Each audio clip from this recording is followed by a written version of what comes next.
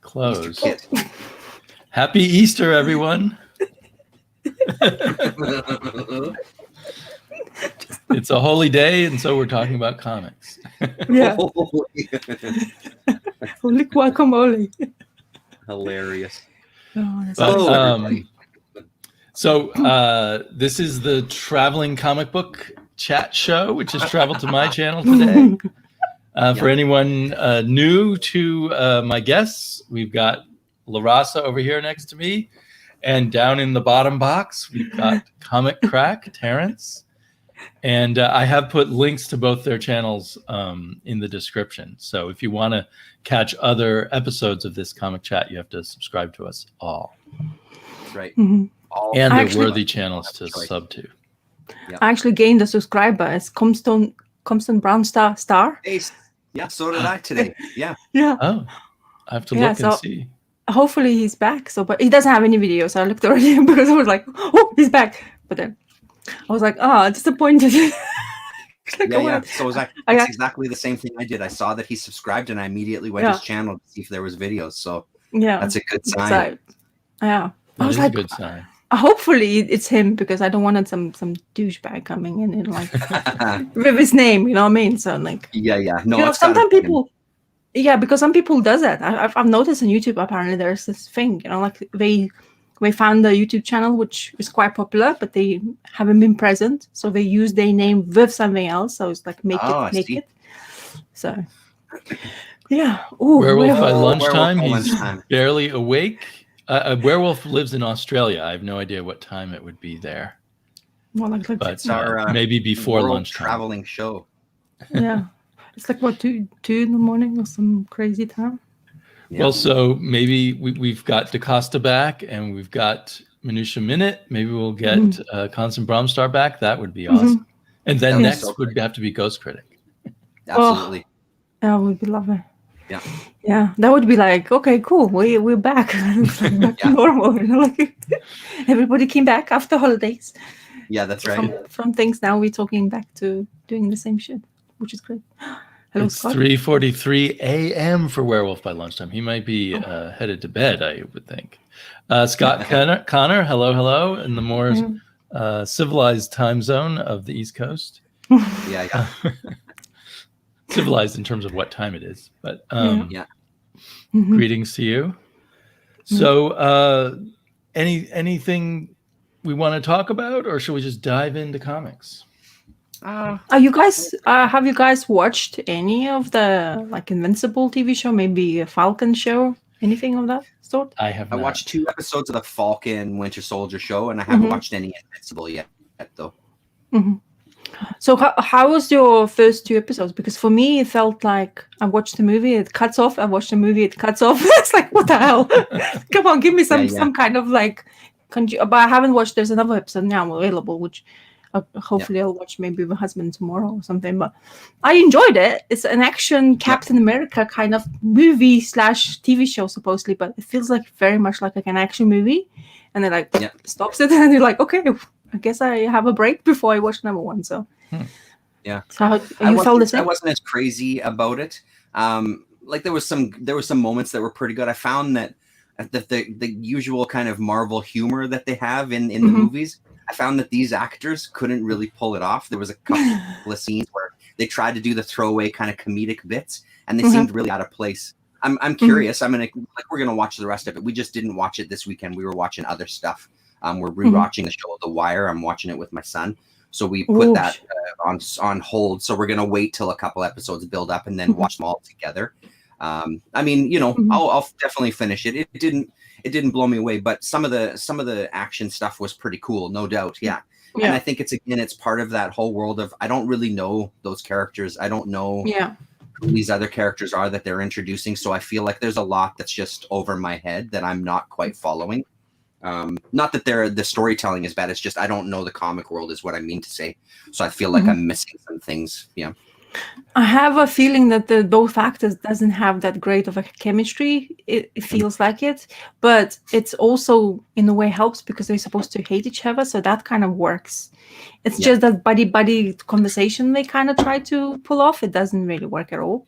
Especially there's this joke about him, being in Wakanda and coming back, and then like they were talking about it, and then they say this also, and then it's like, I have a name. It's like, what do you mean? Like, White Wolf.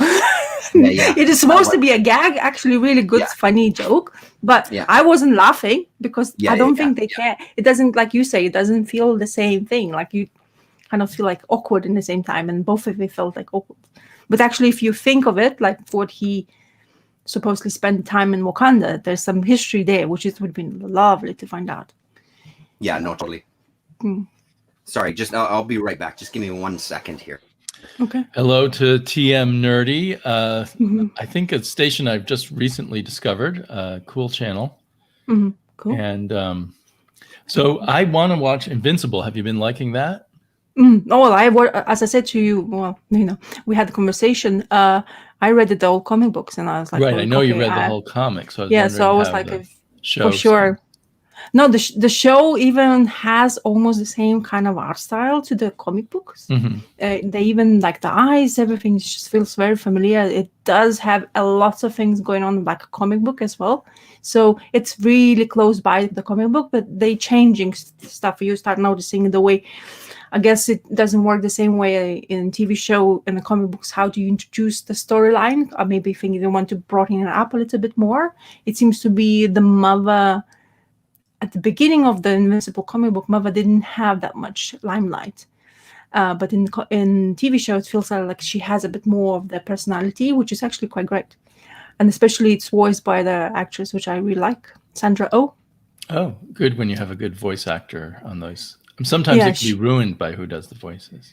And then the guy who is voicing the father is the guy, I forgot his name, but he's the guy who in the Gotham, he was the Gordon, the detective. He's quite known. Right, actor. He's a well-known actor. I'm trying to remember. I don't remember his name now. He's everywhere. I mean, if the minute you'll know the name, you'll know exactly who I'm talking to you like about. The guy that played Gordon in the live action. Yeah. Gary Oldman, I think. No, Gary Oldman. The TV show. No, not TV. Oh, okay. I thought you meant the movies. Okay. I think wasn't. No, I think he was in the movie as well. So that's, I'm confusing you guys. I'm confusing myself now. But that's anyway, the guy's great. His voice is superb. And so good voice actors on it. That makes all the difference, I think. We're talking about Invincible, yeah. Yeah, and also the Invincible's voice is the guy from Walking Dead. The guy who was plunged his head from Walking Dead. I don't know the name, so now I'm trying to describe you the character. His character got blunged, like properly, like his eye sockets went pooh. So he's quite a well-known actor, but he was in Walking Dead for a while. He was so he's the voice, and I come surprised because I couldn't actually realize at first because like you kind of hear it, like Sandra Oh, kind of familiar because I know her mannerisms, the way she speaks. So I really like her. I mean, I watched her in Grey's Anatomy. By the way, I'm a fan, so. Don't judge me on that. Don't judge me on that one. Well, my husband judged me enough, so please don't do that. But it's like, why do you want to watch this drama? It's like, I don't know. It's funny. It's like, what do you mean? People die all the time. It's but it's funny. Yeah. There's lots of funny parts of it, which I can't stop giggle. And there's like, you want to cry at the same time, and you want to basically be like, I can't stop laughing because there's really quite good acting, to be honest, in my eyes. So anyway, so she's there, and so far whatever I've watched is great. The way he gets powers, what happened to him, and how the dad is, and what his dad is up to. Do they reveal the dad's real self early on, or does that take? Kinda. In episode 3, you kind of find out he's not very good guy, but it doesn't really tell you all of the things. I think that's what in comic books it was shown quite quickly. It's like, I guess you want to keep your audience attention. The Kirkman wanted to get attention as soon as possible because we kind of as readers sometimes get impatient. But in TV show it seems to be they're gonna kind of drag it out a little bit because I guess they just want to somehow feel out how it's gonna work for them. Like I don't know what the plan is.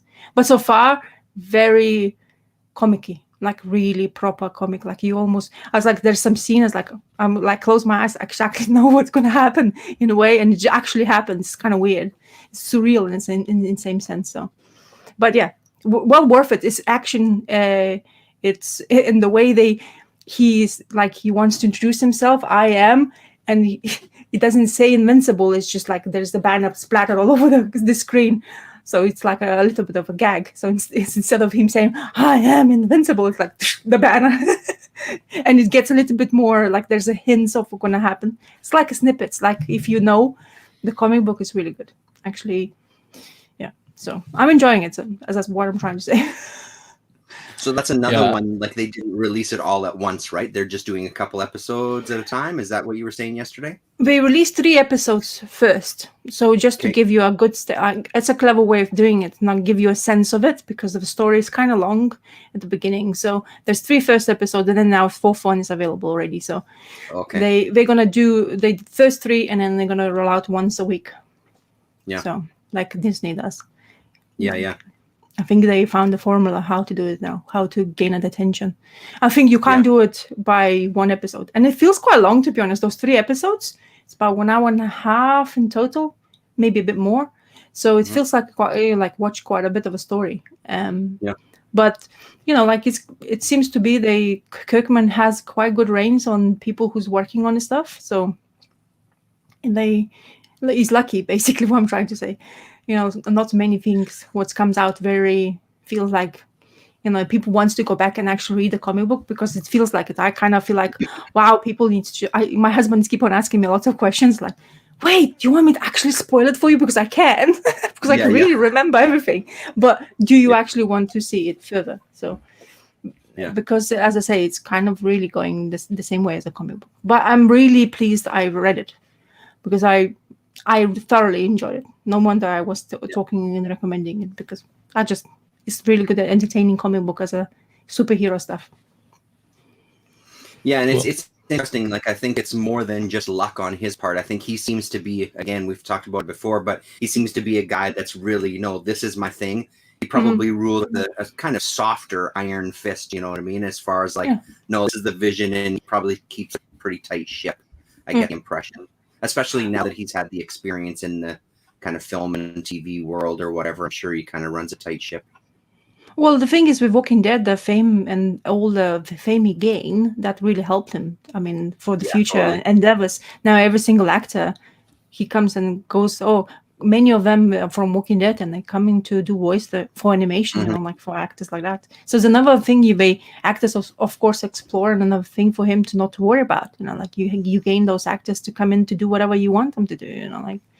So it's a good thing. But for the artist, Ryan Otley, he's kind of raking it in as well, which is really great, because his art is well worth the time spent. Because he was choking out the comic books. He wasn't really delaying that much.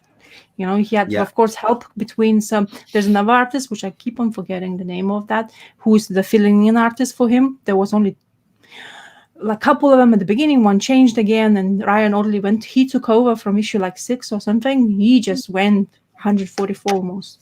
He almost did 144. There's a stack of quite famous on... Twitter, I think I saw his picture. He did a stack of those, papers he has done. Cory Walker, thank you, Jackie.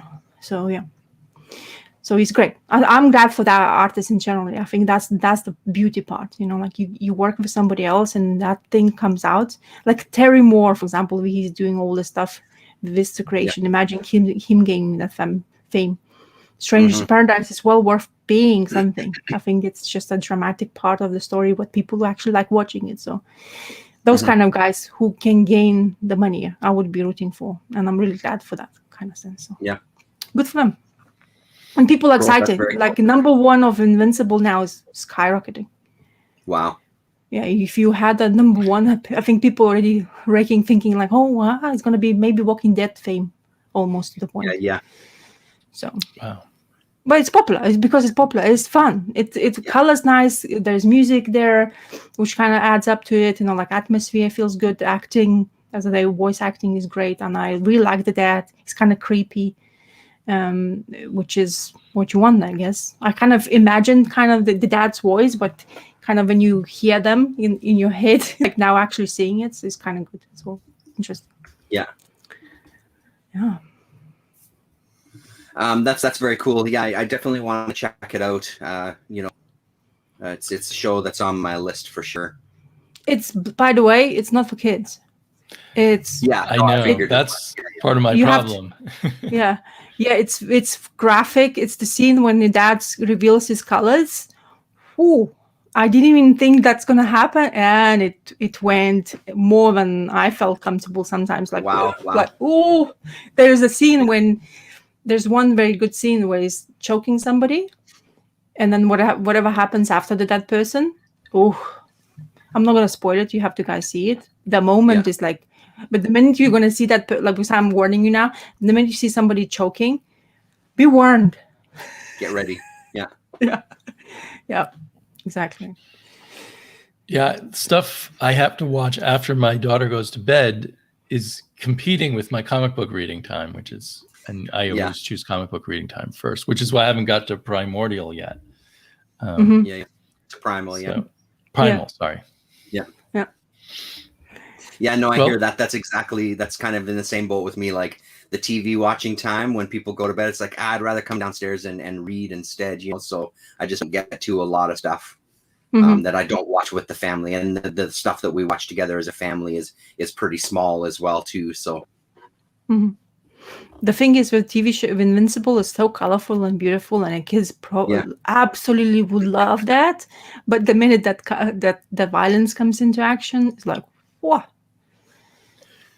Yeah, and that was my problem with the Harley Quinn cartoon. Yeah, it looked like we saw the thumbnail, and it was like, oh, there would be a great show to watch with my daughter. Luckily, I previewed it by myself first, because in the first few minutes, she goes to town on a bunch of people. Oh yeah, really, verbally and physically. Wow, yeah. Wow. Harley Quinn cartoon series is fantastic as well. I love that one. She has that.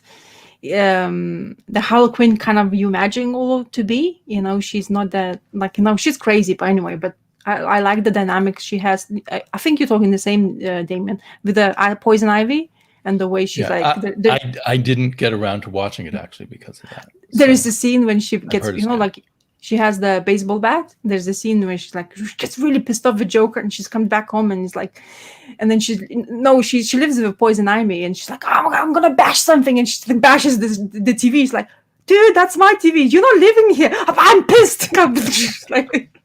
And Poison Ivy's like, what the fuck? So yeah, she has that vibe. It's actually that TV show is well good. I actually haven't watched it all. I should go and watch it as well, because I do like her.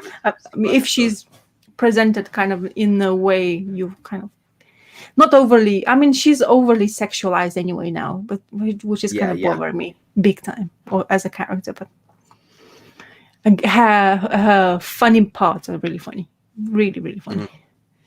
So. Werewolf is mentioning Rain Like Hammers there, Damien. I'm so far behind because I haven't even picked up issue 2. I'm hoping to go to my shop to get my new books this week is the plan, like on Wednesday, so I can catch up on a few. And that's one that I'm excited about. It's on the top of my little stack here when we get around to discussing. Oh, okay. So number 3 has come out already? Yeah. And cool. About a week and a half ago, I think. Oh, okay. And highly recommended. So, did you talk about it in a video already? Maybe I missed that video. Usually, I did. I talked about it in my countdown video. But I was going to talk about it here too. Yeah. Yeah. Well, I mean, why don't we use that as a cue? Okay. If I'll kick it off then. Because I'm even though I'm the host, I'll go first. Yeah, go for it. So, well, I should be careful now because a lot of people like Werewolf and you have not read issue 3. You're not getting it yet, Rasa, right? No, but it's okay. I mean, someone told me there's only 5 issues, so there's only 2 more issues to go. So I'm now thinking it'll be, assuming the rest of the issues are as good, it'll be something I recommend in trade. But issue 3 continues the plot from issue 2, whereas issue 1 seemed to be off by itself. Oh, and I don't know if we'll come back to that. But this is like my new favorite comic, and of all comics I'm currently reading. Wow. And The art's just incredible, and I'm more tuned into the way Brendan Graham is telling his story. Like little things just in the corners and stuff are important to what's going on. So now when I start, I just examine the cover very closely first, and this is a very complicated cover. Although the issue 2 actually had some important clues on the cover as to what happened in the issue. This one less so. I think it's more symbolic. Mm-hmm. But so our hero has taken over the body of some kind of servant living on this planetoid, and he's discovering now that this is just an example of the kind of, I guess I should go full screen for myself. Mm-hmm. He's discovering aspects of his body, including that it makes him like to lick dust, that licking dust off the walls is the most delicious thing ever. So they've like biologically created these servants so that they like to lick dust off of everything. And whenever they're around the aristocrats over here, mm-hmm. they just have an overwhelming urge to be servile and do anything those people want. So we see here this aristocrat just sitting on a little throne made out of these servants. Oh my That's God. Hilarious. So our hero is searching for his daughter. So I assume it's going to continue next issue too, because although he's getting closer to his daughter, he hasn't found her yet. Mm-hmm. I don't know how much to give away now. But it just continues to be incredibly amazing. And I'm going to be sad when it's over. But it's definitely like, it's something, I think I reread this issue twice, and I read it slowly, just looking at everything, trying to figure everything out, but not I'm confused. Sorry? Mm-hmm. No, I was just agreeing. Sorry, I unmuted myself. Carry on. Oh. Sorry, not in a I'm confused kind of way, but just like, I want to take in even more of the details here. You know, like where you've got this little tea serving servant who comes in and does all these little bits. So just everything is a real pleasure in here. It's so and it's great. Very, very sophisticated. So beautiful. The art is so beautiful. It's funny. It's imaginative. It's extremely sophisticated science fiction, really, where he's really thought about, what something far in the future might be like, and how they might, use genetic programming or whatever it is, biological meddling with people to just make all kinds of different things. Mm-hmm. And it feels like a whole consistent world, not like he just threw this idea and that idea, but all the little clues he gives you makes you feel like the whole world works this way, and that he has at least thought up enough of it that it feels like everything is consistent. I mean, here's this bizarre thing. There's just this baby at the end of the torch. I think they must have genetically engineered some creatures to be torches. And the little baby is actually, the print's really small. The little baby on the torch is saying something. Oh, it's saying ouch. So it's kind of a cruel universe we're in, but let's see. Here's an amazing page that I know I'm going to be coming back to. Wow. So I am really hoping that I can double dip on some giant size hardback on this. It really deserves it. I was just going to say, an oversized thing would be fantastic. Yeah. I heard somebody saying that they are very glad that they come out regularly, because I guess he's known for delaying his comic books coming out. Well, in a comic book like this that's 50 pages long and it's been coming out every month, that's amazing. And it's a one-man show, colors, lettering, everything. I think that's a good job, man. All he has is a color editor. So maybe someone helps him fix up his colors or something. But every other aspect is done by him. Beyond the first issue, he gave kind of an explanation of his manga, the manga that kind of influenced the first issue, but he doesn't have any information here. I'd love to know what he was drawing on. I mean, I'm sure it's a lot of different sources here. But so that, Terrence, you've only read the first issue, right? And that was correct. Yeah. I loved that. But by this third issue, I mean, my love has gone up to a much higher level. Wow. So, Oh, that's really good to hear. Because I mean, I loved that first issue. It was such a good read, and I really like that back matter to give it a little more context too. Yeah, I would like more back it would have been a matter. solid read.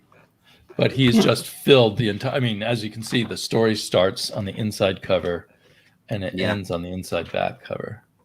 The Amazing. one compromise he has is an ad for some of his other books on the back. Yeah.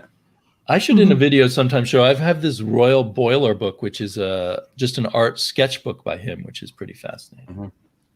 So someone teased me that he didn't know I was a Brandon Graham fanboy, and I guess with this issue, maybe I could say I don't like to call myself a fanboy, but Brandon Graham is definitely now really high on my list. That's very cool. I don't know if his other stuff was this good and I missed. I mean, I liked it, but whether I missed how good it was or he's maybe reached a new higher level. It's great to see artists not just coasting, but pushing themselves forward. Yeah, it feels like maybe that's the way it is. Hey, he feels like one of those creators that's still kind of, not that he's early in his career by any stretch, but it does feel like he's still kind of finding his voice a little bit more. So that's super cool. I'm curious to see where he goes, and especially after this, see what else he has planned, right? Yeah, and I hope he makes enough money that he can do it full time, because I know in the past he did pornography comics and things to make money. Yeah, but I assume now he doesn't need to do that. I hope. Not that it's fine if he wants to do erotic comics, but I mean that he's if he's wasting his time, so to speak, on other work. Cool. So why don't we go next to Terrence? Is that okay? Speaking of world building, I've started reading this beast. I'm 2 books in, and I think so far I'm absolutely loving it. And I mean, I think the biggest thing about it, there's some obvious things like the art is gorgeous, but honestly the idea of taking a character from the previous book, the Inca. Why am I? Yeah, thank you very much on that. Jesus, that's a big one. And then kind of developing that and going through the lineage of how the Metabarons came to be. I just finished chapter 2 this morning, where he's talking about his son and how the kind of mutilation side came into their kind of lore as a race and everything. And man, oh man, it's great. It's really enjoyable. I'm having to read it slowly. Especially the second chapter, I found maybe it was more my mind wandering a little bit, and I had to reread a couple of pages. I don't necessarily think that's a fault of the writing, though. I think that's definitely more on me, just trying to get my bearing. There was a couple of pages with the space battle that there was so much going on. I really had to kind of slowly work my way through the page, and doing that though,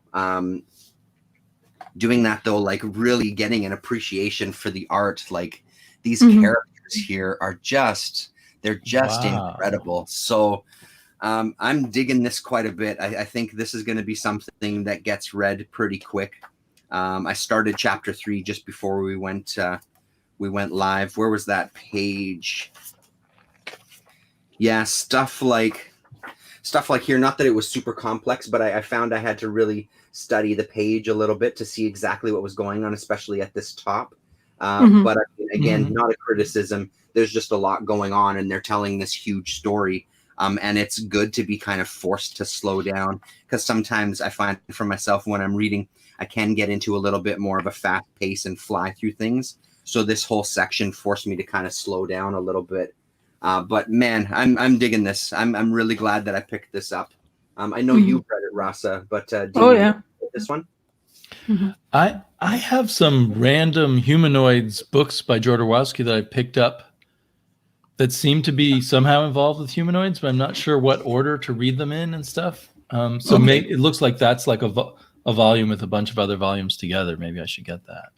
Yeah.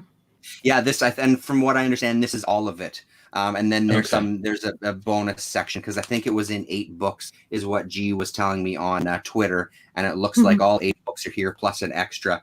And I mean, then even things like in the beginning they kind of talk about relating this to Jodorowsky's Dune, And there's this one character that comes in as his wife.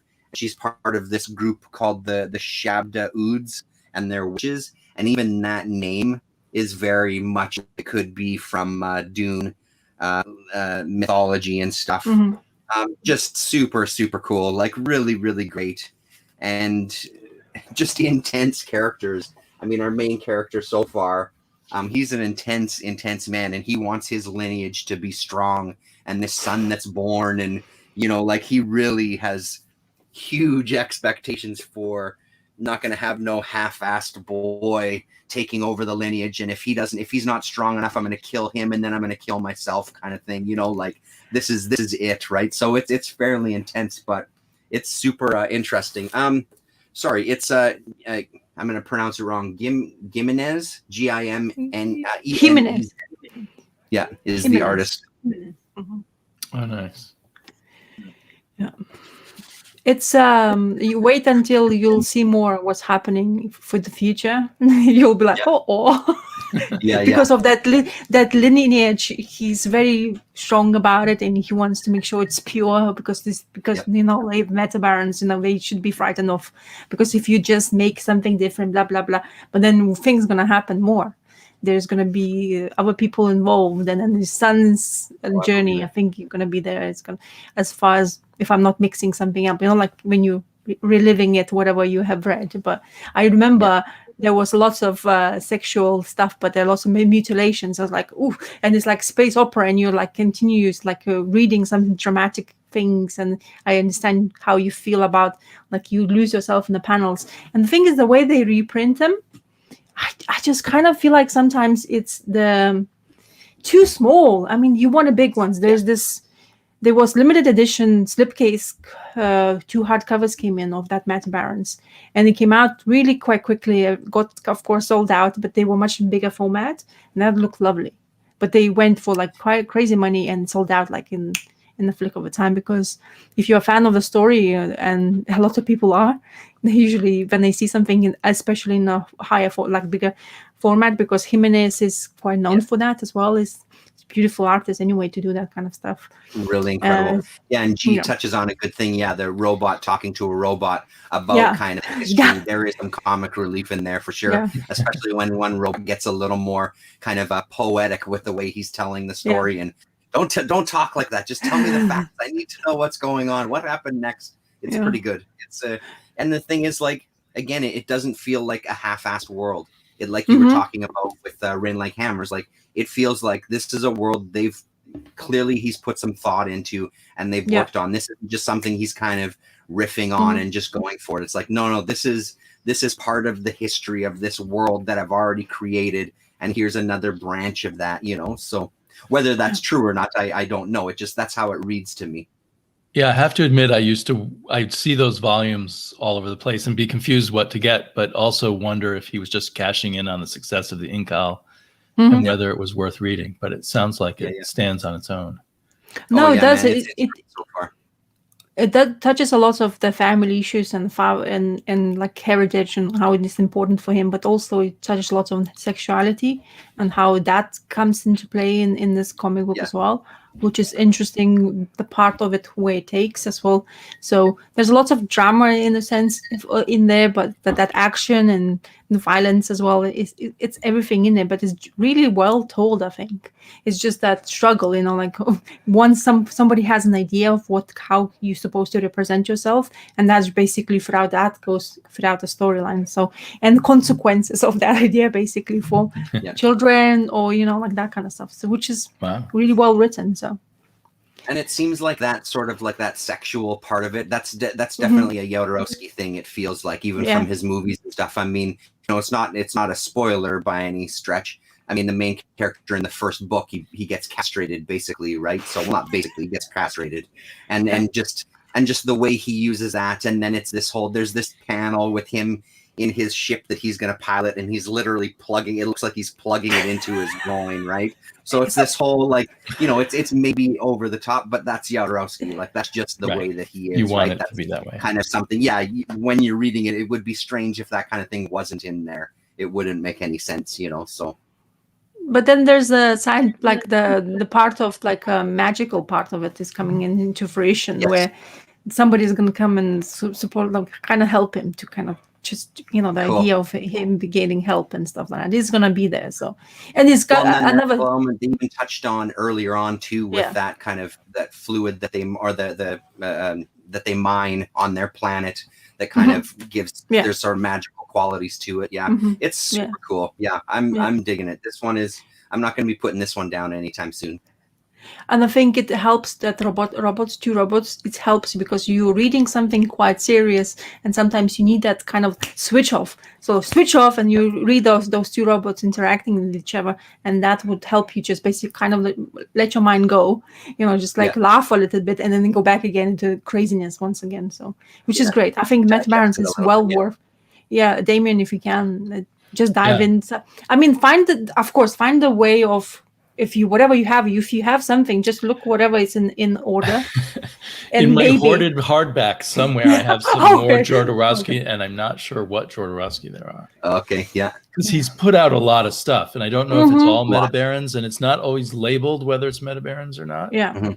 And he also has stuff called Before the Incal, which I haven't read either. But it kind of makes me feel like I should reread the Incal before I read those. Well, and that's kind of what I was thinking reading this. Like, I've read the Incal a couple of times now. It feels like as soon as I'm done this, I'm going to reread the Incal. Like, I'm just going to go and do it. I'm too invested in this now to pause and come back to it. Like, I'm going to finish this, but I'm probably going to go back and reread it right after this, And I think G was telling me on Twitter, and he can correct me if I'm wrong, but this was the story he was saying that brought him back into comics, buying comics and being interested in what was coming out, so, which is pretty high praise, right? Like, and I've heard that from a lot of people. It's not just one or two people. Everybody I've seen writing of or hearing from people about the story. Earl Grey has raved about it too. Like it's people whose opinions I respect on these things are, they all love it. And that's one of my favorite documentaries of all time there, Scott. I love that documentary so much. Although Jodorowsky, when you hear him interviewed, is so mystical that I start to say, well, does he really know what he's doing? Yeah. But does he really or need is he just like a new age guru freak kind of guy? Oh yeah, he's a freak, all right. I could listen to him forever though. Like, he's one of those guys like Werner Herzog.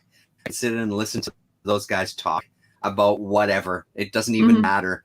And I, Jodorowsky would be a fantastic cult leader because there's something about the way he speaks. I'm just like, yeah, man, whatever. Let's go do it. You want to film this and we're going to run off the side of a cliff? Absolutely. I'm down. Let's do it. Same with Herzog, right? Like, we're going to bring that ship over a mountain in reality for Fitzcarraldo. Absolutely. I'm signing up, so they just have something within them, the way that they talk. I'm on board, man. Yeah. Right. That's a bit, in a way, what you're saying is a bit scary. If somebody just speaks and you're like, okay, cool, thanks, I'll do that for you. Yeah. Hello, Paulo. Hello. Yeah, now, so did Dune end Jodorowsky's film career? Did he make any films after that? No, he did films afterwards, and then so did his son as well too. But I think after Dune is when he really started to get into comics, I think, and writing for comics after meeting Moebius and kind of getting into that world. But he did films after that. Santa Sangre, I think, was one of them.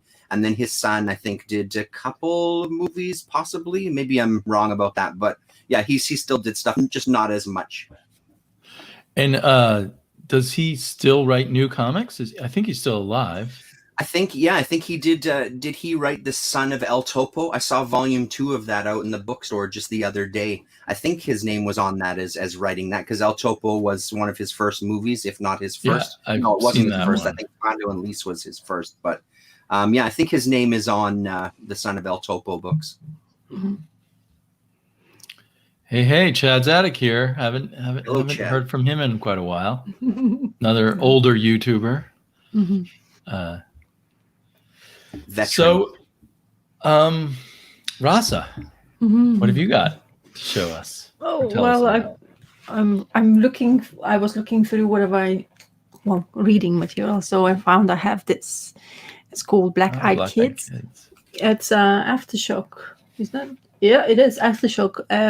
Joe Pruitt and Simon Kudranski creation. This is the cover by Francavilla, isn't it? His name? Francesco Francavilla. Yeah. So that is he's done quite a few covers for this series. So this is covers the first six issues of the story.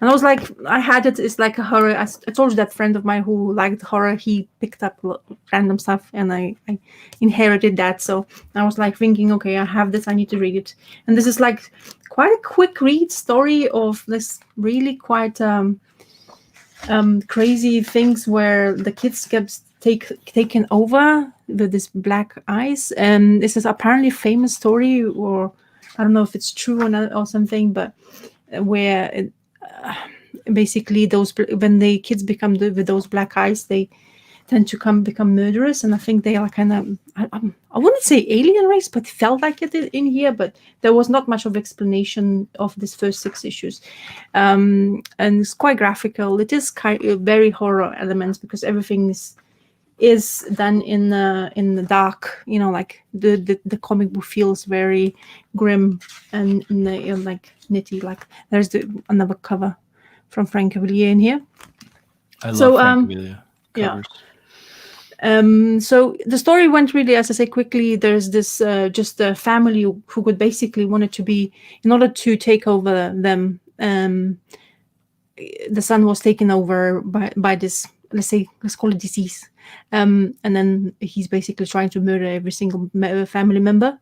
It doesn't get successful the first time, so dad gets basically starts to investigate, and that's how the story actually continues. And this little child in here who's having conversations with this teacher or somebody or the writer actually, who gains the favors, or she's not getting killed in this little small town because she can write the history, what's going to happen with human race, because they're saying like they're calling humans as a cows. Like, you know, are just a cattle for us to destroy. And like all of the murderous kids are basically just killing every single person in the town. And it's quite, you know, like graphic in a sense. Like you have the guy gets murdered, but he's like, his body completely gets wrecked. It's like completely in nothing. And then there's prison, and kids are going to be taken over as well in the prison. And there's lots of fighting going on. So as a first volume, I say it's piqued my interest, but nothing blow me out of proportion, like saying like, oh my god, I'm going to read the next one. It just made me curious to see what's going to happen next, because this main character kid is really freakish, like freaked me out a little bit, because as a child with black eyes, you can't really see his emotions in here, especially artist doesn't portray that kind of things, and I think it's on purpose done that.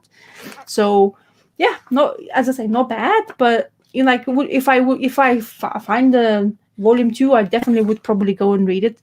But horror comic books comes to me like, I never get like overly amazed and I'm gonna go like, oh my god, I need to go back and read again. It just feels like I read it, I digest it, I don't sleep about it, which I'm really thankful about, and then I can put it away and it's like, okay, I've done it, thank you, bye. This my service is done for now. So this is kind of felt like that when I was reading this. But I as I say, I was very pleasantly surprised with Francavilla's art.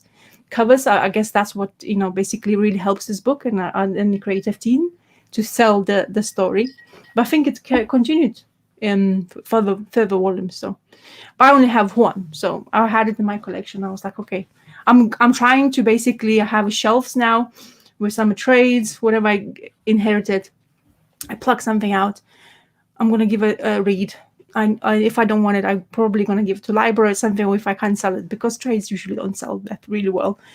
Hardbacks, it's much more easier to sell, but trades really not. It's like goes for pennies, and you pay for postage, and you're like, you didn't gain anything. Basically, you just wasted your time. So, but I read something. It in that time and moment was great, and that's it. I found a used bookstore that would give me credit for trades at a pretty good rate.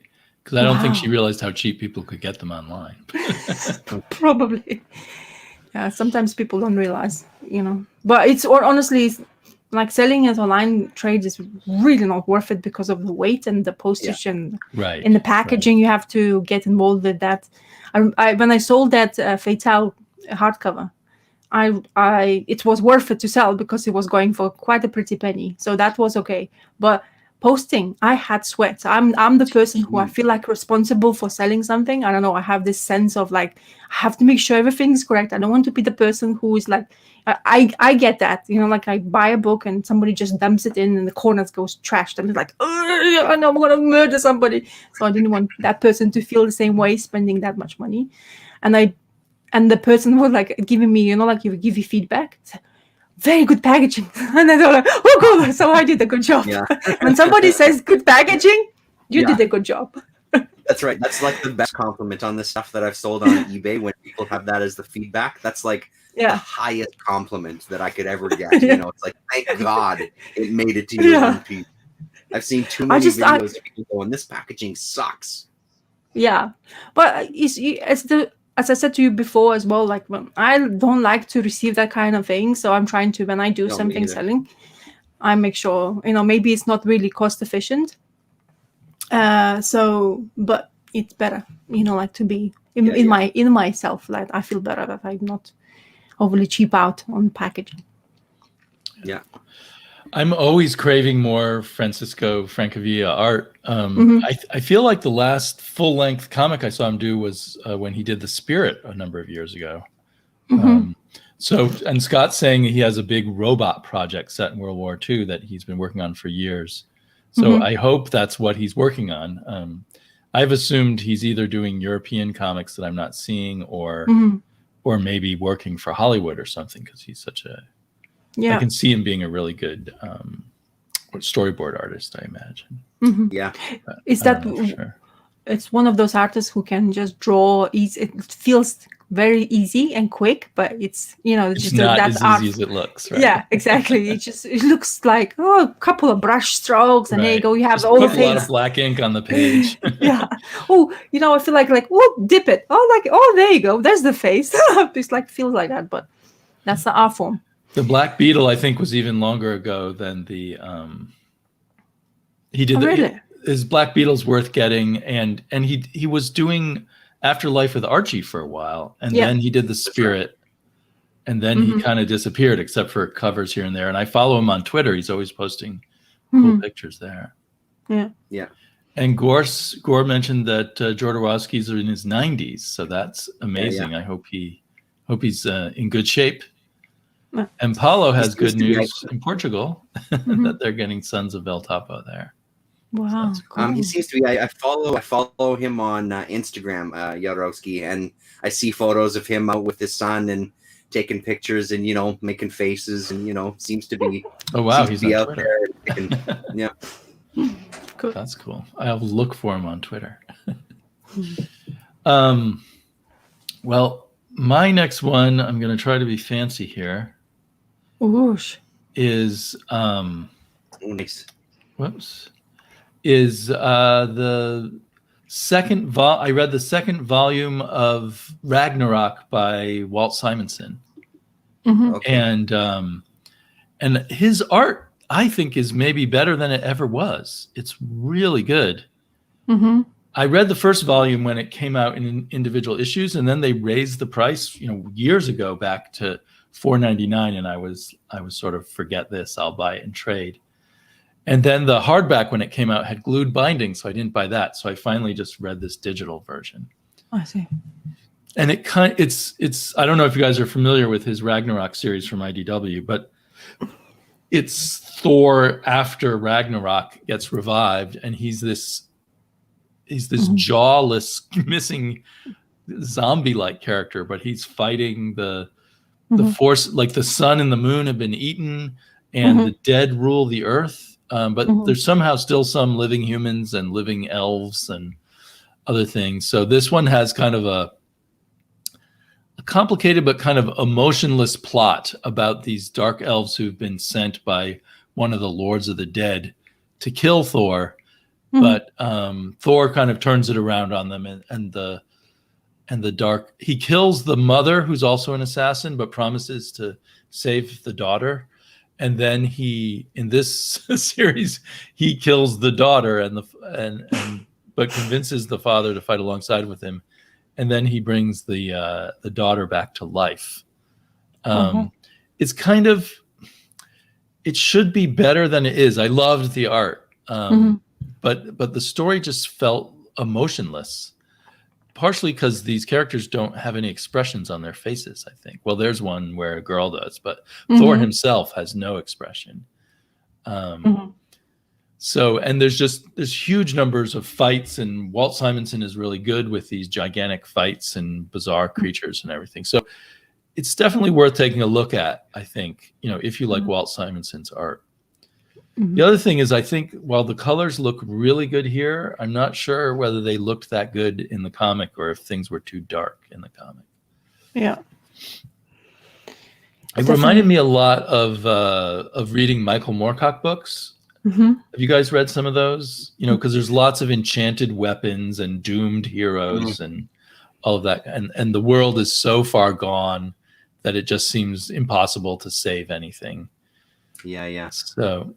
I'm definitely good because I'm getting them digitally for free on this library app that we have over here in the US called Hoopla. I'm definitely going to read the next volume, and if it came out in a nice big hardback collection with good binding, I think because I love the art, I'd probably buy that. I have some of this earlier, like Thor from Walt Simonson's run. Right. And definitely looking at this now, you can see it's much neater, much more organized, and much more like maybe he had more time. But right. I mean, I like the art and more time. I like the art in there as well. Don't get me wrong, but it just like in here, it feels really kind of like maybe a little bit more like experienced now. Like more polished and stuff like that. Because you already kind of like have so much years of experience doing this stuff. So. Yeah, the line work is beautiful. I think he's upped his game. It's the same style, but he's kind of upped his game. Definitely know that it's him. I mean, you can't deny that. Like if you know anything, Walter Simonson's definitely that sense of it for sure. So. And a lot of artists of his generation, if they're still going at all, often feel to me kind of a lot lesser than they used to be, like Howard Chaykin or someone like that. But he's doing really well. I just can't tell other people to buy it because of its sort of I don't know. It's not intellectual. It's like a dry retelling of a legend in a way, but a legend he's making up because it comes after any Norse legends, which is a cool concept. Yeah, really good. Cool. So he's got the Thor's goats and everything. I almost feel like if he just had someone else help him a little bit with the writing, that they could have juiced it up, give it a little more sense of humor, or a little more sense of emotion. Wow. Anyway, but I had a lot of fun. I had fun reading it. Every single time I see those goats, it cracks me up because he's so like enamored with this goat, like he has this goat and he's like, oh my god, there you go, this is it, I have like a ride, and you're like, dude, that's a goat. I can't stop laughing. I want to become friends with Kirk Hammett from Metallica. He owns a Frazetta painting, one of the most famous ones. He collects all the coolest comic art. So he's the rock and roll star doing it the right way. Yeah, that's right. Yeah. Walt's wife is writing a web comic about Richard the Lionheart. That could be cool if depending on the artist. And I know that hi Jared. Jared has been following Ragnarok in single issues, I believe. So I'm glad to hear that the third was your favorite. Then I'll move on to the next volume. And Gore Vidal likes to eat goats. Yeah. Actually, I've had some wonderful goat cooked by friends from Trinidad. So yeah, if you know how to cook it. Goat especially curry, man. I've had a good goat curry. Oh man, forget about it. I also had friends with some really cute goats pets, and so then I feel a little bad. I can't have no goat, no sheep, no. Oh my god, no. Yeah. I think Paulo's right. He wanted to do a Twilight of the Gods, but it is more raw and it's more grandiose. But it's just missing a little something. Maybe the third volume will get it right. Oats before goats. Mhm. That's how Got you get another him one. into the kitchen. Sorry, Terrence. I said that's how you get him into the kitchen. Though you got to lay out the oats to get the oats to the kitchen, and then. Oh, come on, dude. Although, I mean, I'm a meat eater, so I shouldn't be like, hey, come on. It's a bit snobbish, but anything, like, anyway. Well, get a bunch of pet goats and then slaughter them yourselves. It'll be. That's a good entertainment hobby. Like imagine that. Like fresh goat curry is the best. Yeah. Goat's milk is even better than your meat. Actually, it has so much more better properties and stuff. Yeah, goat's milk is pretty cool. Yeah. So I tackled one that Damien has talked about before, and I finally got around to reading Rima the Jungle Girl #1, and then I realized that I didn't have #2. So when I was out at this new shop today, I found #2, which I'm excited about. So now I've got 1 to 6, and now I'm just missing issue 7. And man, even like it's this. I had the same reaction I did when you were flipping through it, Damien, all those years ago that you were showing us this book, or however long it was. It's so good. I really like this first story. And I mean, opening up to pages like this, forget about it. I'm cold. It's so good, really entertaining, and I love the way it's going. It seems to have this kind of, nature element to it, where she's almost this nature spirit, is what they're alluding to here. She's floating through the, when he finally does see her, and he talks about how she's not quite walking. It's like she's floating in the air. But some of these panels, I love when you can pull off those borderless panels like that. I like the way that looks, as kind of like it's almost like you're getting a vision. This was such a fun read, and as soon as I put it down, I was disappointed because I thought I did have issue 2, because it's one of those books, as soon as I picked it up, I was right in the mood to just continue with it, just because this got my attention for sure. So I'm really glad that I found issue 2. Beautiful stuff. Not too much more to say other than what you've said in the past, Damien.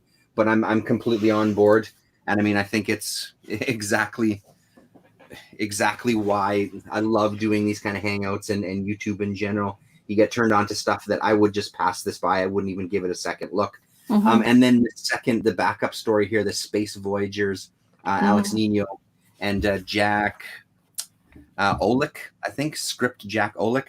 I loved it as well. Mainly, again, like I'm really in this because something that'll come up later on. Alex Nino was a part of the Young Master world that I finished. I love this panel here, this one here. They have this kind of reflection or something almost floating in their face. Oh, yeah. It's really, really nice work.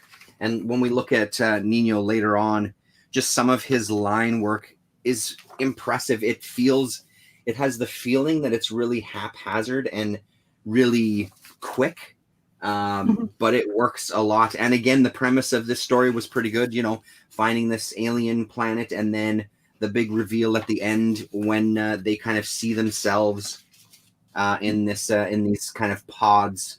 And that's kind of the end of part 1 of it. So that got my attention as well. And I also thought it was an interesting match with the Jungle Girl kind of first half or first 3/4 of the story. So different. So different, yeah. But two fantastic artists in one comic. Yeah. It's impressive, man. And again, like, I've seen this book around over the years, and like always, the cover itself is striking. There's nothing wrong with it, but I never gave it a second look. And that was clearly a mistake, because that was so much fun.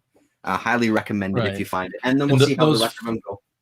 Those first 4 issues just are not your standard Tarzan, female Tarzan kind of story. After that, I think it is more standard, but the story itself is so unusual. Paulo asks how many leopards died in the production of the comic. And let's see, Gore had a whole thing going on here. I like to torment my friends' kids by telling them porcupines are delicious. They respond, no, they aren't. You're right, I smell them. Unless you add yogurt, it drives them nuts. Scott says it has to be plain Greek yogurt, Gore. And Gore agrees. Just wanted to get that in there. Yeah. Rima, the Lost Dallas Cowboy cheerleader. I have to find this. Oh, right. Yeah. It's great to find. I mean, it seems like, I don't know what your luck was with them, Damien, but so far I found them for pretty cheap. Like the 2 issues that I found today were $2 a piece. And they're in perfectly fine condition. Like, they're not like mint or anything, but they're good enough for reader copies, right? So I think that's I might have found one of them or 2 of them cheaply, and then the rest were maybe $3 or $4 a piece. So you get better bargains where you are. But, well, still, I think issue 1 was a little more. Was a little more. I don't think this issue 1 was $2. I don't have it in the bag, so I don't remember. But I don't believe it was $2. It might have been a couple of bucks more. But again, like our comparison of modern comics, if you're gonna pay like $5 for a new one, may as well pay $5 for an old one. But I think it is one you can sometimes find in the bargain bins. I don't think it's one that is on anyone's radar. So it just depends on what the shop randomly prices it at. Yeah. Maybe we'll get back to that question. I don't know. I have a horror one coming up. Cool. Yes, I do. Anyway, I guess it's me, mine. Yeah. I'm gonna show you a failure for me of reading this. Oh, that's interesting. This is a failure for me, but I lost attention to this. It's Joshua Hale Fialkov, which I actually enjoy as a writer because there's quite a few things he done in the New 52 run or something like that, isn't it? So this is, I have actually second volume, which is, I don't know if I'm gonna so should I take my time to read this and go for volume 2? I read the first 2 volumes and never got to volume 3. I think there's 3 volumes. Yeah. So I stopped really quite quickly because my attention stopped. I'm not saying maybe it's as I say, I didn't give that enough time of doing that, but this is the art style inside. It starts with a group of friends who goes on to remembering they passed teenage times where they had this capsule where they buried them as a friends and they went to dig it up. And while they're doing that, digging up, they went into this woods, they start digging up, and suddenly they hit this really hard surface, which becomes a bunker. And that's why you have the call of the bunker. So they go inside there and they discover this future self's information for what's going to happen in the future. There is this main character who's supposedly the guy who's going to do a lot of things to his own friends. And that's where the story starts spinning out. And I enjoyed the premise. I kind of has that mystery part where somebody goes in there, but when you start playing with future and past and future and past, it takes me sometimes to, if the story doesn't capture straight away of what's going to happen in future, I tend to kind of like, should I read it now? So I really didn't read that much at all. Like, as you can see, that like sliver, really, like an issue of reading, and then I just completely stopped. So I don't know. I just it's the future where the person who's going to be basically, as I said, doing all the things. It just felt like, okay, so you already told me that, so why would I go and start reading it? Like continue reading and you telling me the story. So in that sense, it just, as I say, maybe I was in the wrong time, like mood-wise, to read this.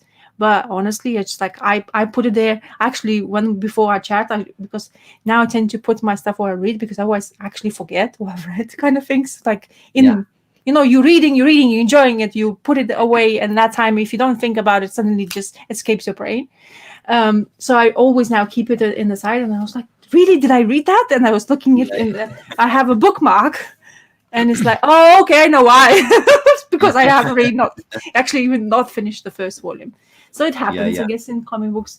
As I say, it's from Oni Press, but it really nicely kind of like packaged deal, to be honest. It feels really good as a trade.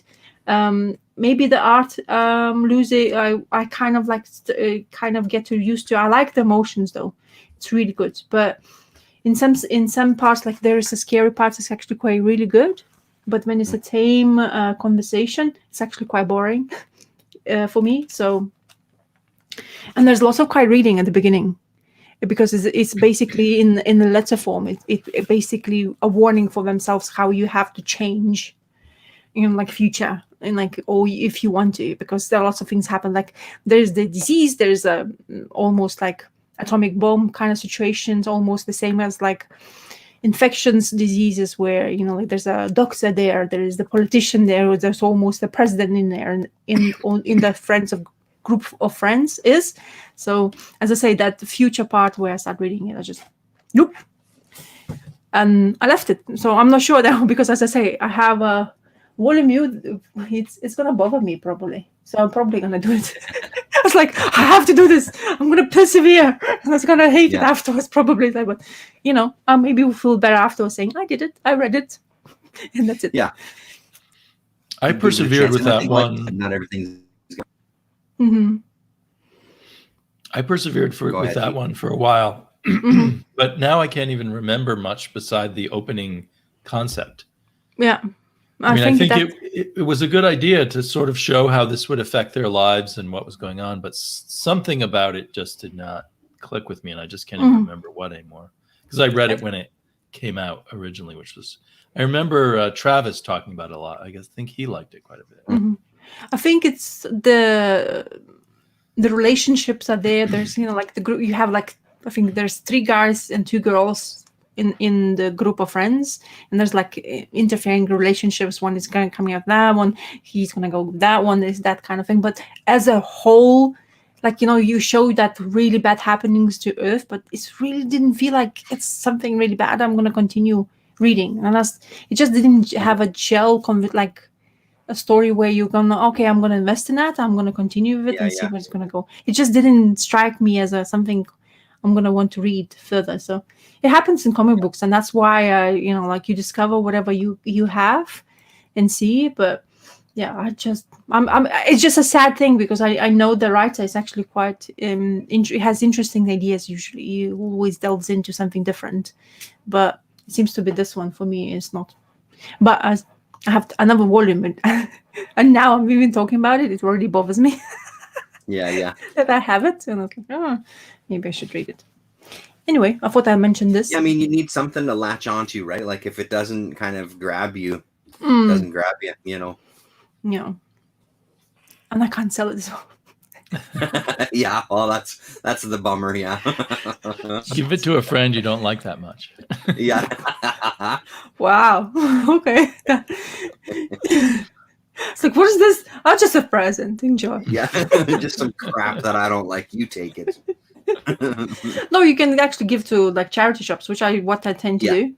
Like you tend, but now charity shops, unfortunately, they're not open. So because right, so you have to hang on to stuff until you got a chance to give things away. I imagine the charity shops, when everything hopefully will come into like open. Yeah. Because I remember going to be bringing junk to them. Yeah, I remember there was one time I've never seen this, but one of the charity shops I went into, there's this lady, and she has this massive wide bag of crap, literally, like almost feel like it, and she just dumps on the counter, and the lady who was working there, what is this? What the things for you? It's like, what do you mean? When you sell shit? She literally said, you sell shit, I bring shit. I was like, what? So we don't accept rubbish. The lady on the counter, we don't accept rubbish. If you want to be helping us, you can like put it on there is sometimes they accept a specific time and stuff like that. It's my friend used to work in charity shop, and she said, you can't believe what you find in the bag. She said once there was there's like a lots of packaging. There was dildos inside, like plenty of them. It's like who charity shop sells dildos? I mean, sex shop maybe, but and used. I mean, come on, used dildos. That's hilarious. So it's All amazing. those dildo collectors out there scouring the charity shop for the 9.8 graded dildo. To be honest, I know there is a niche market for collecting dildos, but yeah. I mean, people. Sometimes I think that people, when they have so many stuff, they don't know where to put them. It's just like dump somewhere. It's like, well, you sell things now, so you take it. So it's why? Why would I touch it? Talk about a slab, Scott says. Hilarious. Yeah. This Snake Sin was the guy asking about horror comics. He says, one with ghosts. There was an Image comic called Ghosted that was pretty good. I read, I think, one volume of it, and I liked it. It wasn't really up my alley entirely. And it was written by Joshua Williamson, who's a good writer. So you want a modern ghost story. And then there's the old DC anthology series called Ghosts. So I'm sure there's plenty of ghosts in that. One or two, yeah. Little mild. Well, this used dildo talk is the highlight of the whole show. Sorry, I do apologize. I was like, I have to. If I bring it up once, I'm not going to mention it again. So don't bring up charity shops, okay? That's what Terrence and I are going to tell our wives what we talked about. Yeah. Anyway. Well, my next comic is a horror comic. No dildos in it, because they probably had them back in the Civil War, but it's this Civil War horror comic called Two Moons, and I just read issue 1 and issue 2 together. I guess I can make myself whole for a little bit. And it's written by John Arcudi, who was one of the really good writers on BPRD. He did a lot of work over at Dark Horse, but I think then he had a falling out with them, and he did that book with James Herron, which was kind of a cross between. It was kind of like Ragnarok, sort of, and a horror. Rumble, right? It was about these missing gods and stuff, but it was also like a horror comic. But this is I'm not sure yet what the basic horror concept is here, but it's obviously a horror book. It's about an Indian, although he looks like he might be part Indian and part African American, but they say he's an Indian who was raised by some white folks after his family died of diseases like smallpox or something, which so many Indians did die of. And now he's a soldier in the Civil War. And it's a very realistic, brutal view of the Civil War. And he, right from the start of the comic, he's having these visions. And then there's this guy who turns into some kind of monster. So I'm not going to do a good job of describing it. I know Ross read the first issue, so I won't talk too much about the second issue. But the second issue continues the feeling of he's having these visions. He's seeing some version of the world that's different than ours. He gets accused of killing the guy who turned into a monster. And I read them together, so it's hard to separate. But so he has a vision of Coyote in the second issue, and he talks to some dead people, and events kind of take over from him. So he's accused of killing someone, and they're going to hang him, and then he gets rescued by some other people who are not good people, and that leads him into the next kind of adventure. So I'm still guessing as to what kind of book this is going to be in the long run. But I'm guessing he's moving through the world of the Civil War and having different supernatural visions, which will slowly become clear why he's having them and what they're all about. We'll see. Did you like the back matter of the first issue? I just read these this morning, and I didn't read the back matter yet. Yeah, so I probably should read this. I did read the first paragraph or so where he said he wanted to do a more realistic portrayal of a Native American. Yeah. And I assume he wanted, it's quite the thing, I liked it a lot, but the thing is I was tense the whole time because he throws you into this harsh situation right away. There's no build up to it or anything. I think And, he knows for that. I think sorry? Arcudi does. I think Arcudi he's known does for that. Yeah, Yeah, he's one of those writers who has no mercy on the reader, in a good way.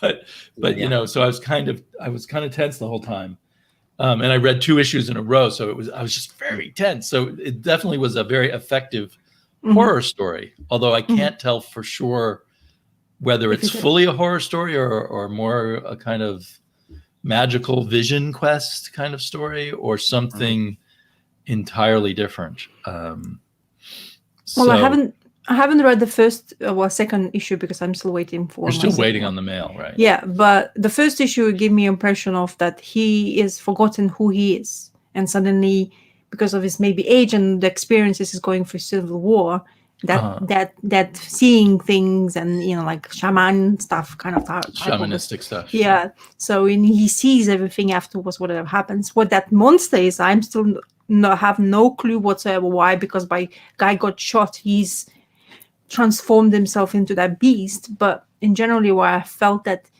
the guy is basically completely out of his roots, whatever. He wasn't taught to be who he is, basically. Well, right. At the end of the day. And then this is just comes in, if there's no guidance, there's no tent where you go inside, smoke a little bit, smoke, then it tells you exactly what you're going to do now. So imagine that's kind of going to freak you out right away. So I think for him, where he's at and situation, it's not helpful whatsoever. And now, as you say, if he's being accused of that murder, which he was just person next to him, and then the people who actually shot that person, this was across the river. It's kind of interesting, but I hope it's going to continue. Like I said, I really want to read that second issue because I wanted just to have a more feel of the character. But I like the character itself. Yeah. Like, it's already kind of like, it has that sense of, it smells like blueberry to me, to be honest, because it almost have kind of sense of the same feel for it. The guy who's not okay. He has completely different race. You can't compare that, but they have the same thing, kind of, like they were part of it. So it will be interesting to see where he's going to take it. But the back matter was also saying that he's going to go kind of factual, but not full facts. Okay, he's not going to go fully in the history, but it's going to take it and mold something different out of that. So. Yeah, well, it feels. I mean, even without the supernatural, it's got the horrors of war in a very compelling and disturbing way. And I know that the Civil War was a really awful war here in the United States, but I don't know. I've never gone deep into the details of that, so it's interesting to really be plunged into it the way he's doing it to us here. And the artist is fantastic. Really Gian Giordano. Is almost too realistic. Like I almost sometimes want a break from the realism and have something a little cartoony, but it's not at all cartoony. It's a very dark, realistic kind of feeling world. I will say, Rasa, that I don't think you'll feel like you have any answers by issue 2. I think you'll just be deeper in that whole of the horrors of war and the mystical stuff going on. As long as it doesn't have the same feeling like this I had, then no, it's not. Like I already have a bad example. Bad apple in my bloody basket. I can definitely understand Gore's feeling here. That he wishes it was just a Civil War book, and that would be really cool. I don't know. They don't like Terrence when we show the comments there. Oh, darn it. Does it work better like this? No, it's fine. I was just fucking around. It's fine.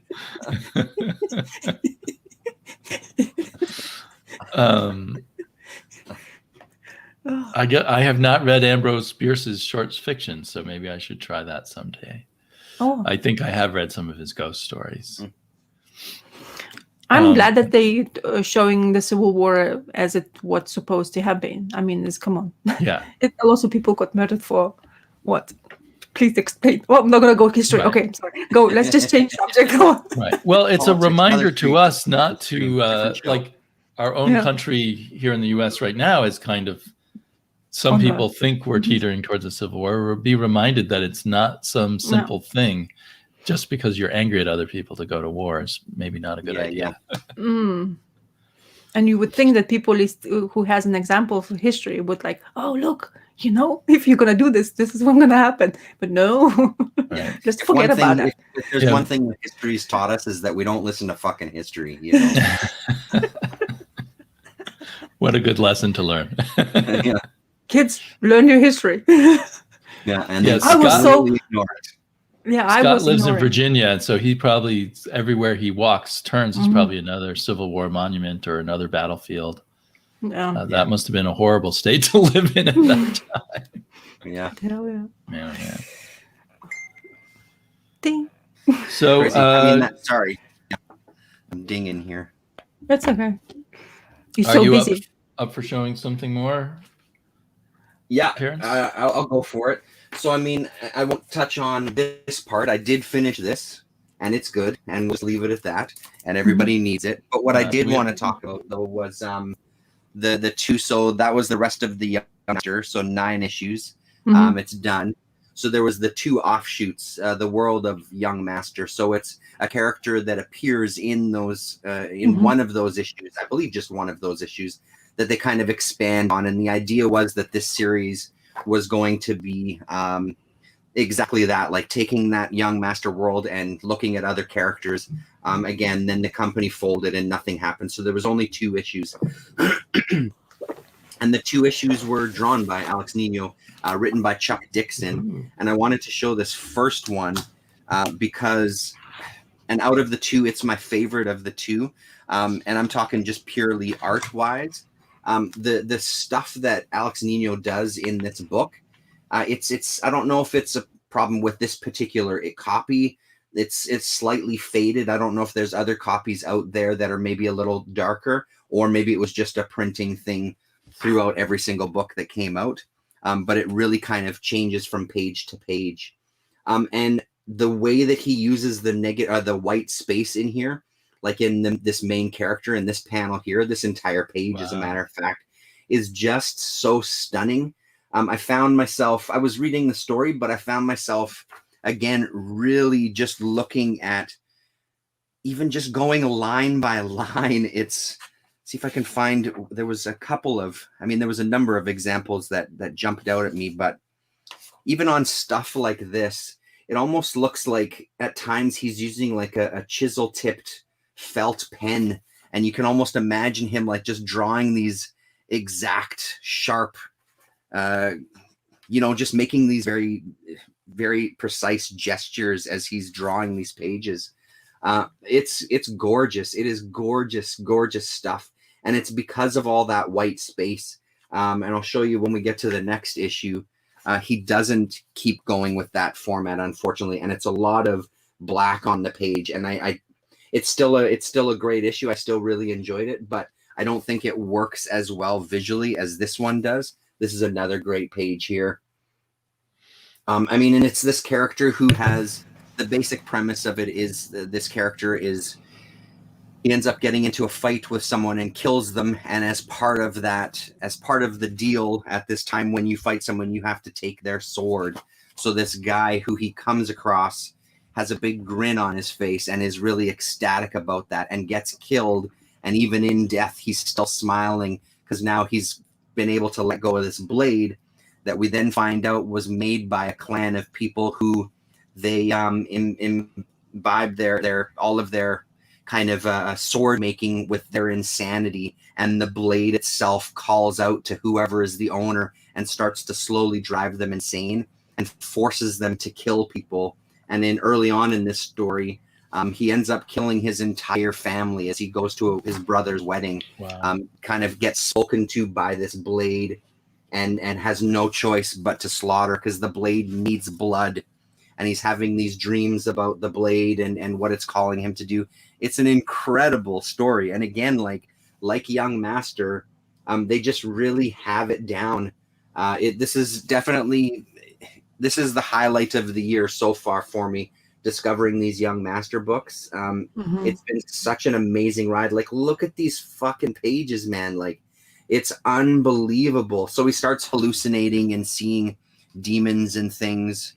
The only minor criticism I would have is the reproduction. It's really, really light, really lightly printed. It's not very dark.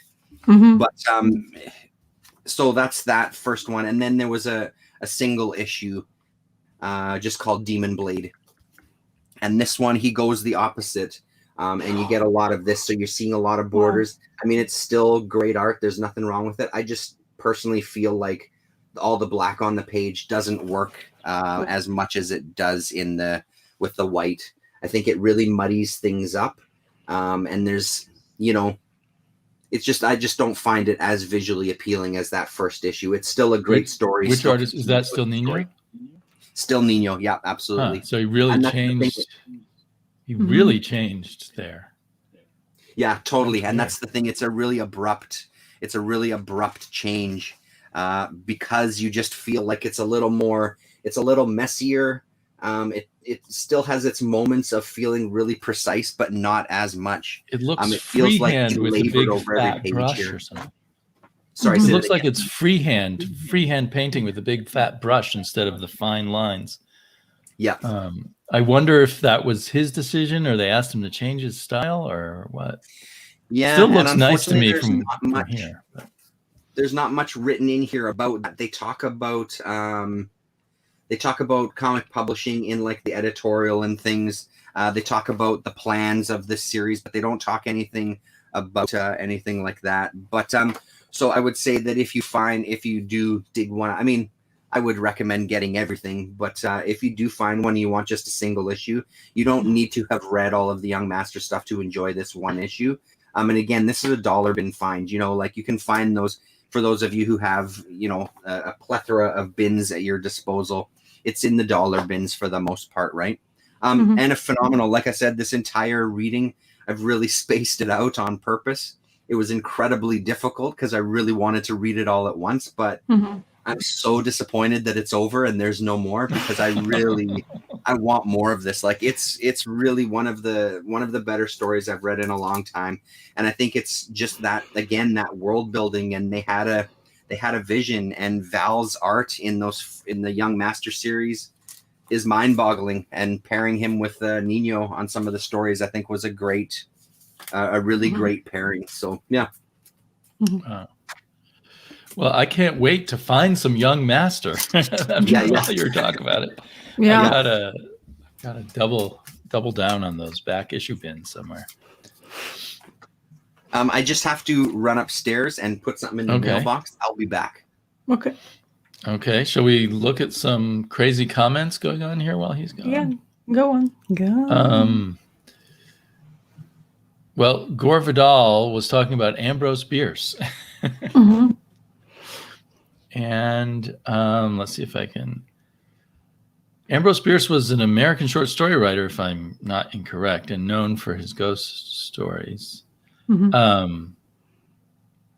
So I didn't realize Bierce was in The Old Gringo. Was Bierce The Old Gringo? I guess he probably was. I never read that. That's a famous book, but I never read it. Be a gringo. Wondering if Borges was influenced by Prince. Yeah. So did anyone pick up Warren Johnson's?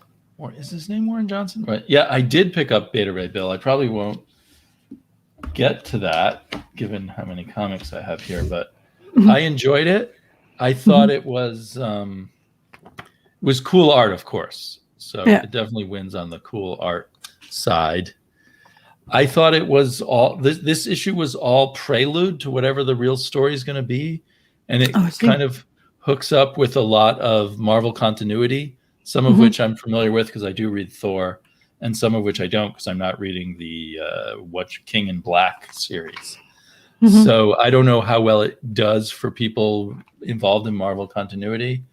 For me, it was just sort of an okay prologue in terms of the writing. It was just, in terms of the story, it was just okay while I wait for the real story to start, and then we'll see.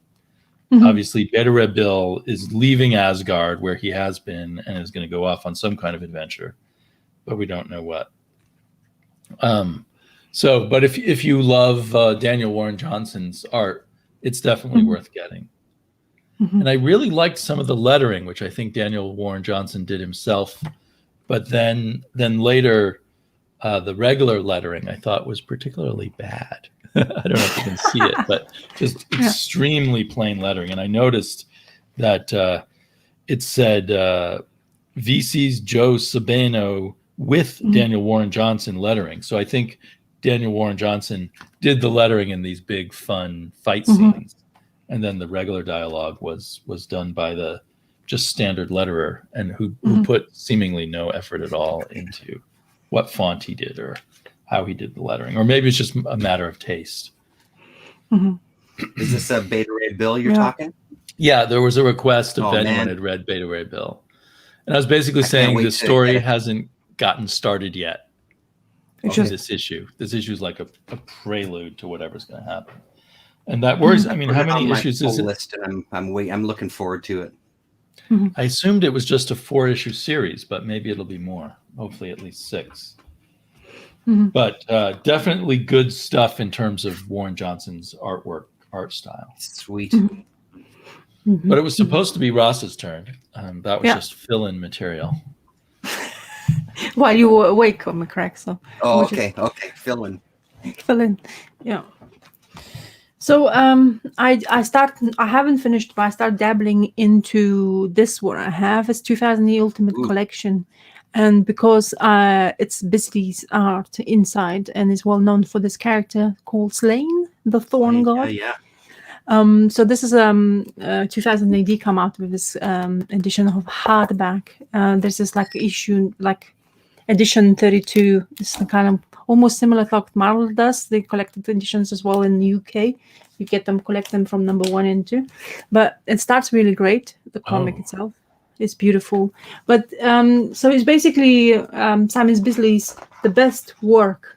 It's called because what he has done with Sláine. So Sláine originally came out in 2000 AD, of course. But I was when I was reading the story, I just stopped completely, to be honest, reading, and I was just looking to what I'm looking at, because every single panel page, it's like an art piece, to be honest. So you can put the painting on, and we have the story starting with a monologue from this dwarf who is apparently a friend of Sláine, or partner in crime, basically, who's telling the story of a Sláine and what happens to him in his journeys. But each page you turn, you just go like, and there's quite a few things to read, and there's lots of mythology of that, and it's great. It's been written in here by Pat Mills, and of course Simon Bisley is an art, but so far it's a very barbaric way of dealing with everything, and lots of battles happening, and just a little bit of a background of our main hero, of the eye of this dwarf. But there's another commentator in the story as well who's basically correcting him, because there's this female who Sláine was in love with, and apparently the dwarf was more in love with her than anything else. And while he was telling the story, he was basically changing some parts of the storyline. Also didn't know that Sláine had a son, which is here, but he never had any say whatsoever of him being Sláine being part of his life whatsoever, because he's the wife, not the wife or the girlfriend who birthed the child. He wanted to make sure that he's never going to be the same like a father is. So very stunning things to look at. So as I say, I start dabbling into, but my attention was completely away from most of the story, just because the art is just the colors, the depth in the beasts, the it's madness. It's so great. Yeah, and every time you turn, you're like, it's like you keep on just want to explore and look at it more, and imagine having that on your walls. That would be absolutely fantastic. It must take him forever to do a whole issue. Yeah, man. Yeah, that's what I was thinking. And it's continues being, look at the Sláine sitting and having, like this, like no care in his life, and it's just portrayal of him in itself. It's great. And also those quirky characters with his expressions as well. So no wonder he was saying that Simon Bisley's art heyday was this, what he was doing in this character's life. So I'm going to continue reading, and it's throughout. I'm telling you, the more you turn, like right almost at the end, it just continues being amazing. Doesn't stop. It has striking colors. The palette is quite gritty, of course, but it's I don't know. As I say, I really don't know how can you keep up to doing that kind of thing in the comic format, because there's so much work to do it. And it seems to be every single panel was looked at, make sure it's all perfectly done. So yeah, this is really good. I mean, it's one of the, I'm really glad I even have this in this format. So so it's like I because you guys want to keep on talking about this Conan stuff. So I guess in the same vein, I had to look at something what I actually had in my collection, and look at this, by the way. If you have a male's butt this tight, it's a good thing for females, okay? just to mention that, by the way. Don't tell my wife. So yeah, it's spectacular. Awesome. It's a spectacular little piece. Unreal. Everything is, every single I like every single page I look at. It's just like he goes into more color and more depth, and it just doesn't come to, like, I really enjoy that he's managing to put the color influx in this. I just like brightness, like I don't. And also a neat mix of like almost caricature, cartoony type faces, but then some like hyper realistic and exactly. Jesus, man, like, and just the idea of putting that much work into a comic that people are flipping through and just reading. It's amazing. It's really amazing. Yeah, it really is. It's like a Frazetta painting on every page. So I am very pleased. This is what I have. Wow. So, and it's like you can see the cover. It's in here. Like, look at this. Oh my god! Yeah, forget about it. Yeah. So, the 2000 AD likes to produce this kind of a collections. They have the same Ultimate collection for. Oh my god! What is wrong with me, man? What's the main character? The Judge Dredd. Yes, bloody hell, what's wrong? It's like a blink. It happens whenever the camera's on you. Exactly. Yeah, I go like, pff. Anyway, farts inside my head. Anyway, so they done the same thing with Judge Dredd. So there's like, I don't even know how many they produced, but they not the biggest size of the comparing to the comic. It's almost kind of the same, even smaller actually, a little bit. Oh yeah, okay. Yeah. Than the comic book. So So yeah, really good, but it's nice, like really good to have in your hands, and they also, it's quite a bit of a back matter of history of it as well. You have like specials at the back in here. You get detailed information when it came out, kind of thing, what Simon Bisley was up to, and then there's a black and white history of the stuff as well. So, but honestly, this is actually quite phenomenal to look at. And I have another one, which is, I think, more into Judge Dredd realm, which I'm going to probably look at. And I'll show it to you guys, complete opposite side of a 2000D. But Simon Bisley's creations, this is it.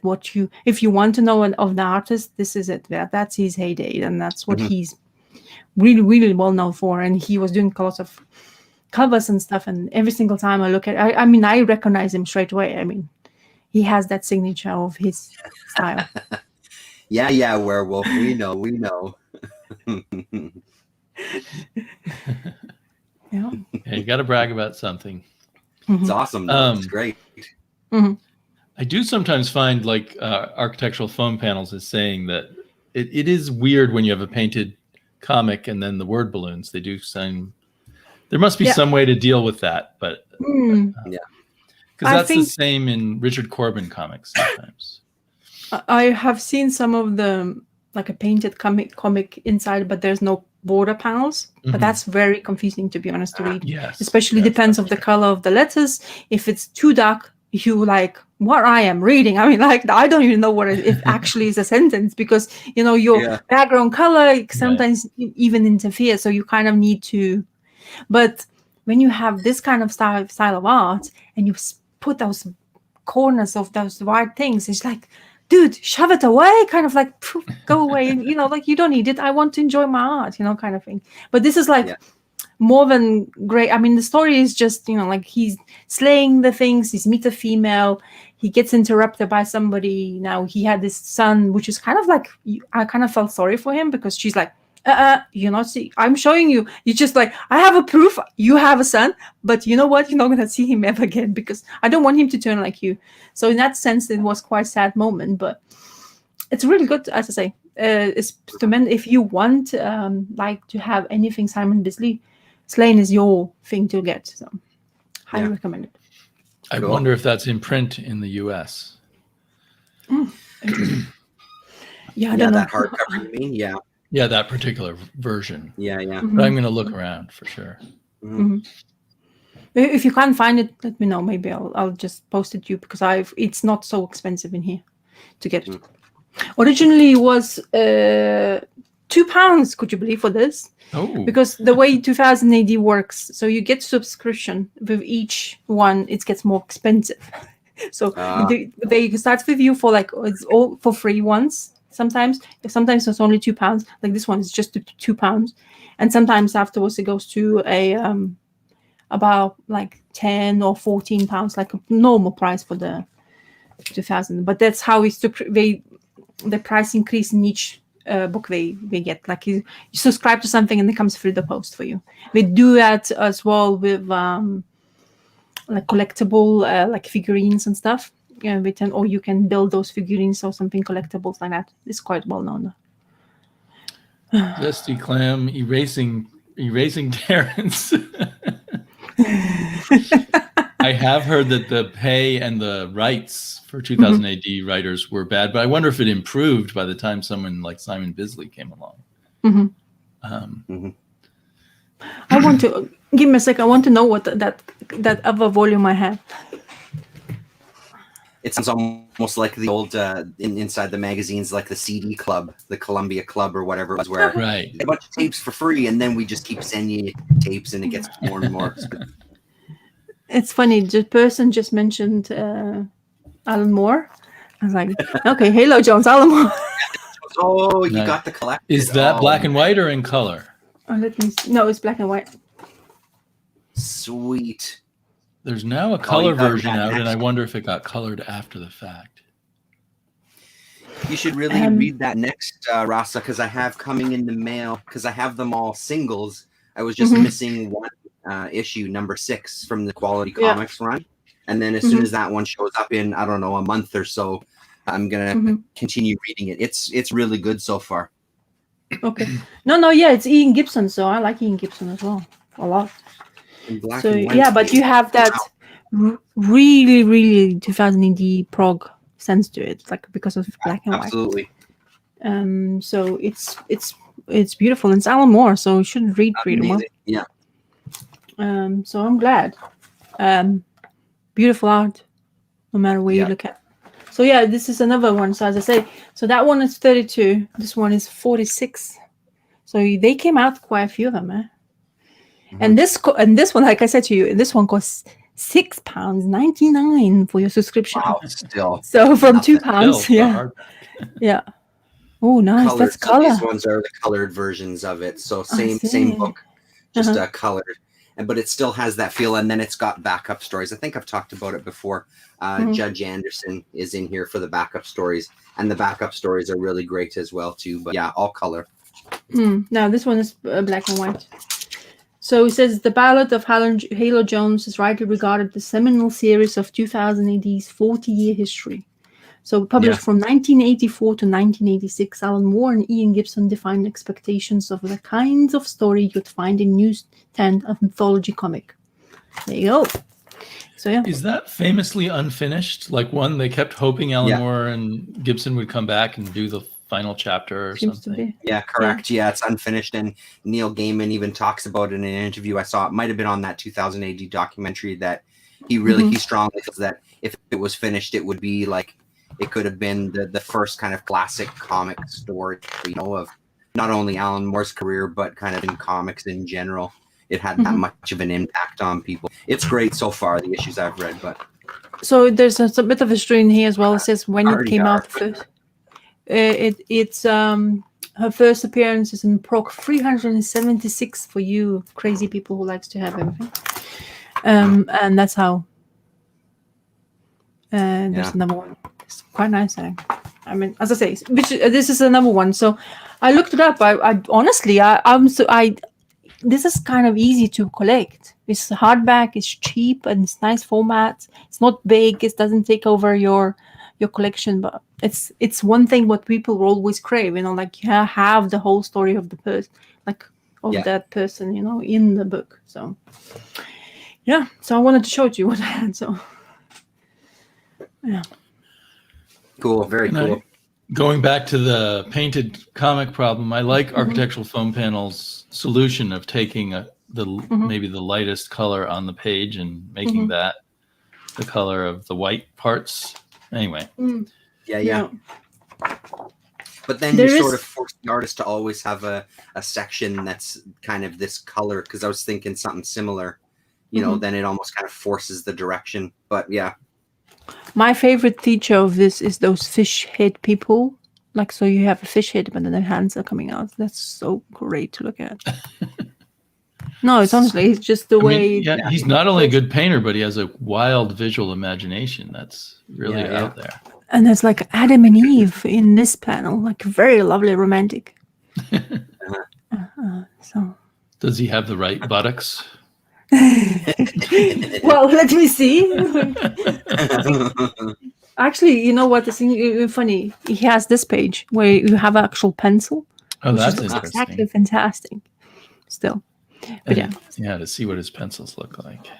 Yeah, but it's as I say, this one has a lot of his like really deep and like a lots of color, and then you have a little bit of different like blend paneling, but it gives you such a big sense of what he wants to retelling and telling you. So really good. I think the guy one of the more surprising elements is all of that color, because it is almost like I don't know, it's just unusual. I wouldn't associate that kind of story with those colors. It looks great. It doesn't out of place at all. I think those kind of things, those blues, Oh, those blues are my favorite. I mean, I always fantasize to actually make something like painting myself in that color, but I'm very intimidating because you have to really find the right color scheme. Like it's very bold. Yeah, most artists wouldn't take that kind of risk. Yeah, because it does. Sláine is coming into the boobage. Somebody's attacking. Oh wait, we've got to see that big. Yeah. There you go. You see his eyes? Have trouble breathing there. You want to suffocate a man? Shove it in your boobs. They still die happy. Yeah. Yeah, well, that's just too good for you guys, Yeah. And then females form. The man knows how to draw a female. Yeah. And look at that. I like a book that has equal time, though. That's good. There's also a male buttock on the same page. You see? You see? Yeah, you right see? next to it. Yeah. What was I gonna, it's amazing to me that these 2000 AD things aren't like a staple in graphic novel form here in the US. They appear and they disappear very quickly. And there was that Quality Comics. Is it Quality that you Quality, have? and then there was Eagle as well too. Eagle and Quality tried to bring it to the US, and I guess it didn't work out. Probably was during some time when there was a glut of comics, I'm guessing. But. As I say, this are actually one of my favorite. The way 2000 AD is collected, to be honest, like this is really nicely presented, and it has a chunk of information you kind of want to, if you want to familiarize that world, is definitely. So I'm not familiar with Glenn Fabry's. Did he come after Bisley on Sláine? Glenn Fabry's is amazing as well. Sláine is great, but Glenn Fabry has no slouch as well for when it comes to the art. I want to just go quickly into Google and ask you to show to you the. He done. You know why I know him? Because he done a lots of preacher covers. That's what he's known for. So you have Oh, the creatures! Yeah, I right can- now, I can see that working. remember that name now with the. yeah. Yeah. So now, there you go. I mean, come on. Yeah. Yeah. So he stands out on that stuff. So I mean, graphic novels with Dude. those two artists ought to be in print. I mean, that's just kind of crazy. Yeah. Yeah. This the more very famous cover of Preacher. Uh-huh. That vampire friend. That is great. I mean, fantastic. Very bold with the colors, also. Yeah. Looking at this now, I kind of I should read maybe Preacher again. No, I have so many things to read. Stop it. Because that's what basically, Glenn Fabry is amazing. He, as I say, he is another level of the artists who I wouldn't mind having them being in the painting form in my house though. Yeah. So Super definitely, if you somehow could get hold of those, I would recommend them. I'm sure they're available on Book Depository, my favorite UK Amazon. Yeah, that's a good way to Amazon. get the UK books, I think. Yeah. You see, there's plenty of great great Sláine covers. Sláine has quite a bit of history, but I think I'm in here is Sláine Bisley's basically known word for, because when he started drawing this character, his name just shot up straight away into fandom because for a reason. Yeah, Great for artist. sure. Great artist. How are we doing on time for you, Rasa? Oh, I'm good. Don't worry. Up for another I'm round? all chirpy. I have All plenty of water to keep me dehydrated. No, I want to talk about one of the things I started reading. Okay, yeah, go ahead. Oh no, but Okay. yeah, we go When in we the come back right. around. Yeah, Okay, well, talking about Yeah. great art, I've started digging into these volumes of Starhawks by Gil Kane, Sweet. Yep. Yeah. comic strip that he did in the 70s Mhm. while he was still doing lots of stuff at Marvel. He Mhm. was every day. Let me find it. Every day drawing one of these pages, and they seem like some of the most detailed Gil Kane artwork I've ever seen. And every page just has a whole lot of extra stuff going on in it that I don't think he had to do. And my theory now is that he was of that generation where the ultimate dream was to do a newspaper comic strip. And finally he got his chance. So he really put his best foot forward here. And I'm a big Gil Kane fan from the 70s Marvel work. And so it's I feel stupid for not having gotten onto this earlier and read these earlier. Although reading is maybe the problem. So they're scripted by this guy named Ron Goulart. And he really is kind of a mediocre hack. And he wrote the introduction of this book and writes with great complaining. Eventually they fired him from this comic strip, even though he was the creator of it. So, he spends a lot of time focusing on this talking dog robot. And each character has like one character trait. So one character is always talking about beautiful women. That's all he ever talks about. And the other character is just, I don't know, he has even less personality than that, I guess. It's about two space cops and their adventures. And sometimes they team up with this robot dog who bosses them around because he's smarter than they are. But the art is so amazing. And in later volumes, Archie Goodwin took over as the writer. So I feel in my anal way like I need to read from the beginning to the end, but maybe I really should just skip to the Archie Goodwin scripted era. But yeah, he was literally fired and told to his face he was a terrible writer by the person running the newspaper syndicate. Now, the original person who had hired him got fired, so there could be something going on there. But if I now, for people who love Gil Kane art, I just say get this because it's stupendous. It's not cheap though, of course. It's $40 sticker price from IDW. A very high quality hardcover, of course, which you get from IDW. Yeah, for sure. So I've read about 92 pages, and it was it's maybe if I don't know, I just have to think of it maybe as a children's comic with just this art. But the artwork, creates this stunning sci-fi world, so you want a good story to go with it, and you sadly don't get it.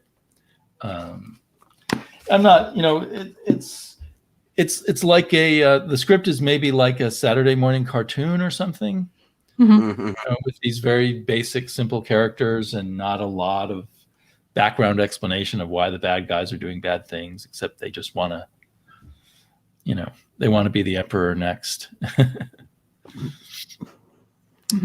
Gore asks, which character is that talking about beautiful women? And that's interesting because he has a Spanish name. His name is Chavez, I believe. He's this, let me make myself big again. He's this bald character with earrings. So he's supposed to be kind of like a pirate kind of character there. If you see, that guy. And so he's always, that was a waste. There was no beautiful women here. Or where are the beautiful women? Or, well, at least she was a beautiful woman, even though she turned out to be evil. That's basically his character beat. And he's actually more fun than the other character. And then so far in my reading, the bad guys have turned out to be beautiful women, but their boss is also a beautiful woman, or a woman. all of Gil Kane's women are beautiful women. But for instance, they have a space station that they, as the space police, have as their home base, and it's called the Hooskow. And the Hooskow is like Wild West slang for jail, I think. Yeah. And it's like, well, why is their police station called the jail? And that's never explored or explained. It's like that's just the way Ron Goulart is. He just kind of throws out these names, and I don't know. It's not unbearably unreadable, but it's just kind of sad in terms of the scripting. But I don't know how many fans of Gil Kane there still are out there, but for them it's a treat. I like Super. This looks great. I enjoy whatever comic book I had from Gil Kane, for sure. So I enjoyed it, looking at it. Yeah, I looked it up already while you're talking. It's like, how much is it? Let me spoil my budget. Or Vidal went to school with that guy. They probably talked about Dallas cheerleaders all day long. Probably did. I didn't realize it was in paperback too. They did print it back in the day when it was coming out. I think in some volumes of it in those old, small paperbacks. Apparently, they produced something like the same of the complete Gil Kane Starhawks in one volume. Really? Oh. Yeah, it was. Wow. That must have been a big volume, because this is 3 volumes.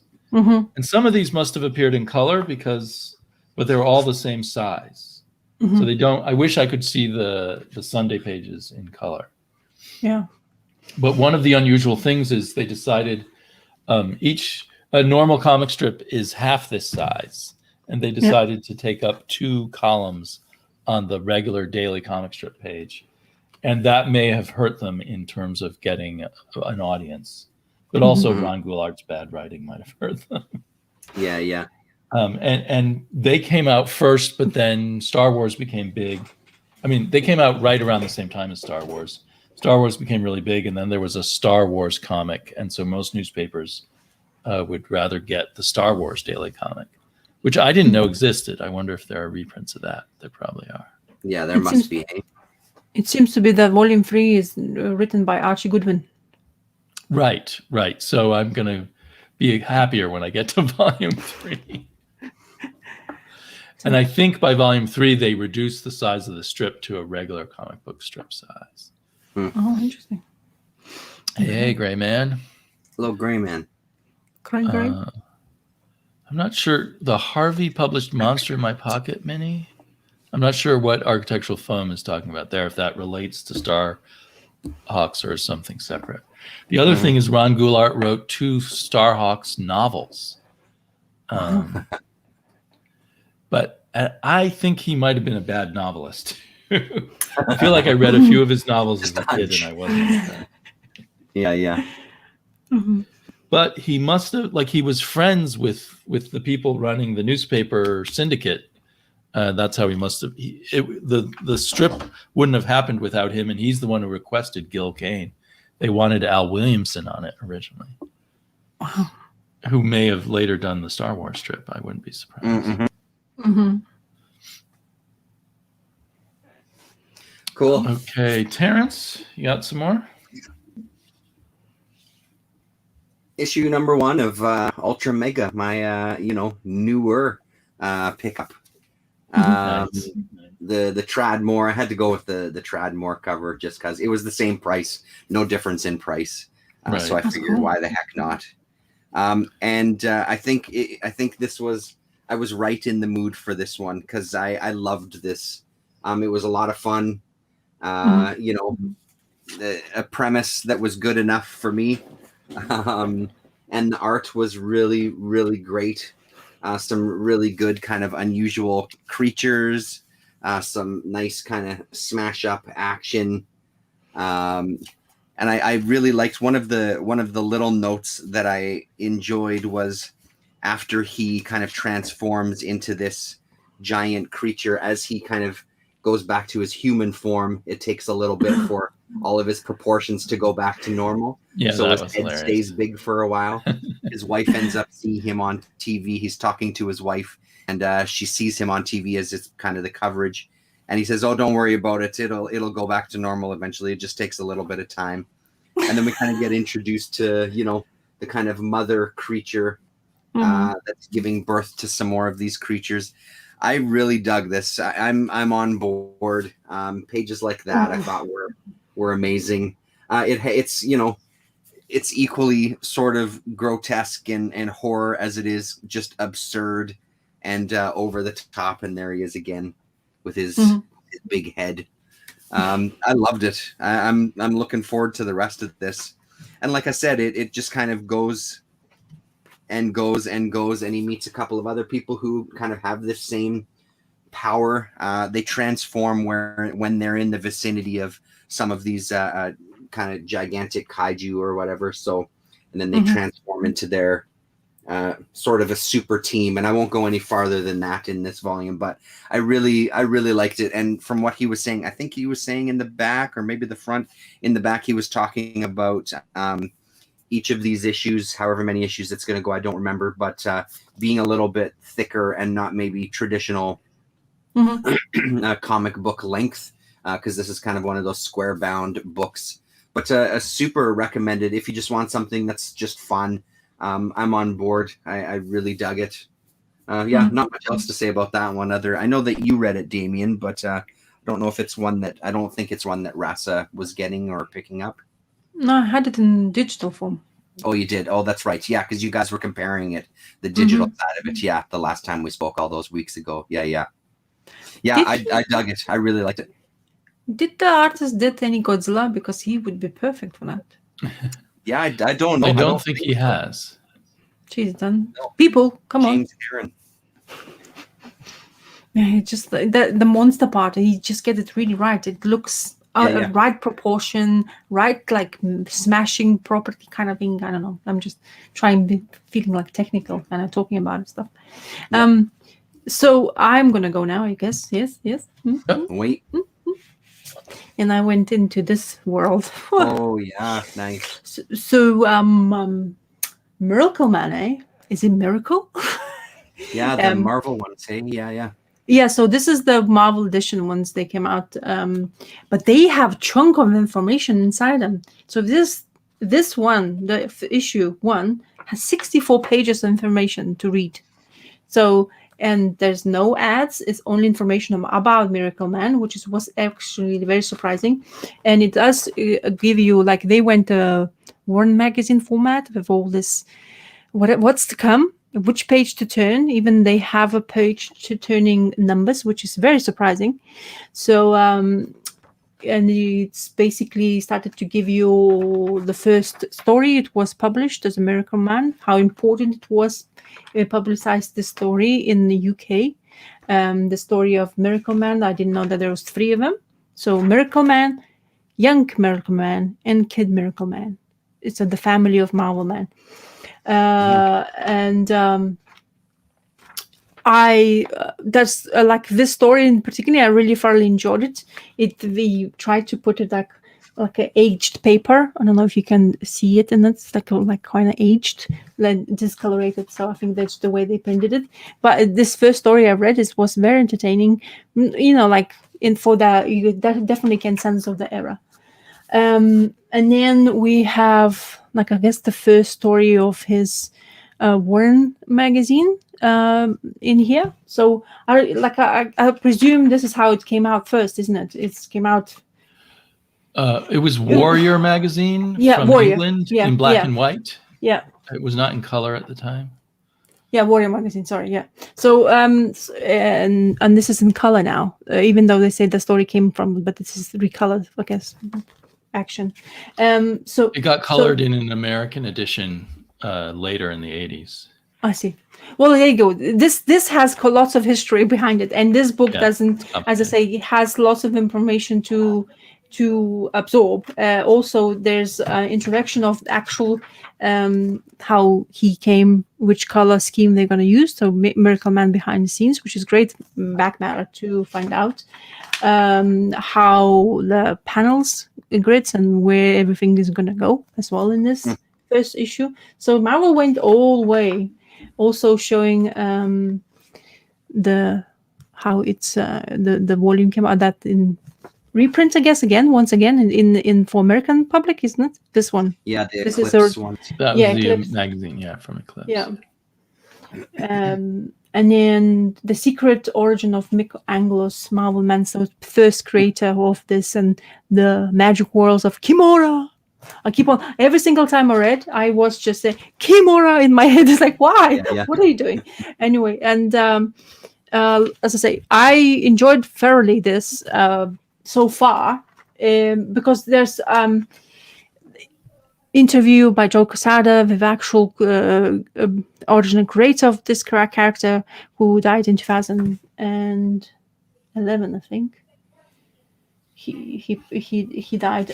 So there's lots of things you discover in this, and there's so much background information. So I was like, whoa, did I just jump into something too much? And then also original printings of the story as well in black and white. So this really came out with the bang, to be honest. There's lots of information. I mean, thoroughly investing in the stuff. So, and there's a second issue came out, which I read as well, which is this. And the covers are they similar to what they were in Eclipse comics, or is it different? I don't recognize that issue number 2 cover. The first one did look like an Eclipse one. Even that issue number 1, I didn't realize that Marvel did that for the first one. I just assumed they just went straight to doing what I know from the Eclipse. So I'm gonna have to pick up that issue number 1 with all that.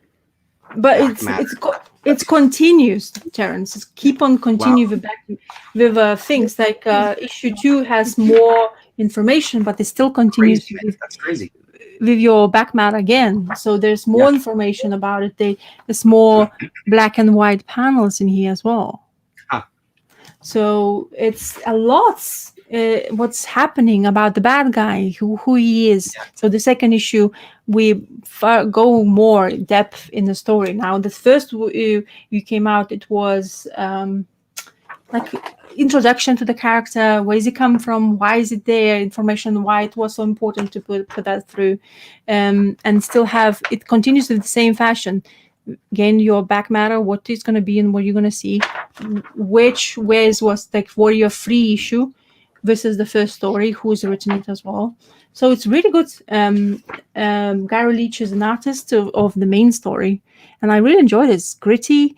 It's the guy who was he forgot that who he was from the childhood, and then when he found out that he's the Miracleman, he basically is now aged, so he doesn't have that much strength. And then the bad guy, who is, spoiler alert, I guess, Kid Miracleman, So he's the part of the family, and he's a bad apple of the family, I presume. And he's aged, but his power levels are still stayed the same. So really beefy materials, and lots of reading to do. So I only read 2 because of the amount of like discovery I had and entertainment. But like really enjoying this so far. He's in here in issue 2. He's even going to the past to go into some certain time to basically kind of like show him what happened in that time. So, but and honestly, that the older reprinted stories are really good, even though it's like feels a little bit more childish, more basic. But this is even tells you some origin story, how the Kimura start. And I didn't realize, but it's like some kind of god creature came to lab on Earth. It seems to be created this experimented thing, or syringed it into the kid, and then the kid became Miracleman by just saying one word. So very Shazam, okay? Right. I mean, I guess you know that as well. I know that they created the character when they ran out of Captain Marvel Shazam material to reprint in England. Yeah. So I knew, and Kimota is atomic backwards, right? Yeah, exactly. So really good. This original, I mean, the way they reprinted this, Marvel did. I was thinking maybe only issue 1 will have so much information, but issue 2 had, and I'm just gonna check if it has more information. But it has covers, origin cars. Yeah, it still has again panels, and still how they created the bad guy or the futuristic robot, and then had I say this like, or those artist like panels, like how the pages they have worked on, and you can see in here. So yeah, plenty of information produced in this, and I presume it's going to continue. Of course, they changed. I presume they changed the covers because of I think they made new covers. And I think at the time I didn't buy it because they were the padded outness made them more expensive, and I was waiting for the omnibus hardcover, which never came out. So maybe I should now hunt down the now no doubt much cheaper. They're not expensive, by the way, but they well worth for information. They pack information in here so much that you kind of really thoroughly understand kind of thing the character. I'll show you how they came out, and I still have original. I haven't cracked it. Give me a second. I mean, I read it in the Warrior magazine version, and then some of the Eclipse versions. So it was a long time ago, and I've been waiting a long time for some kind of reprint. Yeah, I completely disregarded those when they came out because I just thought, they're just the same issues. I completely didn't even give them a second thought, So this came out in a polybagged. In the polybag. So I was thinking, I was like, I think they might have shown breasts in that issue or something. Oh, is it? That might be why. Well, shall I do this?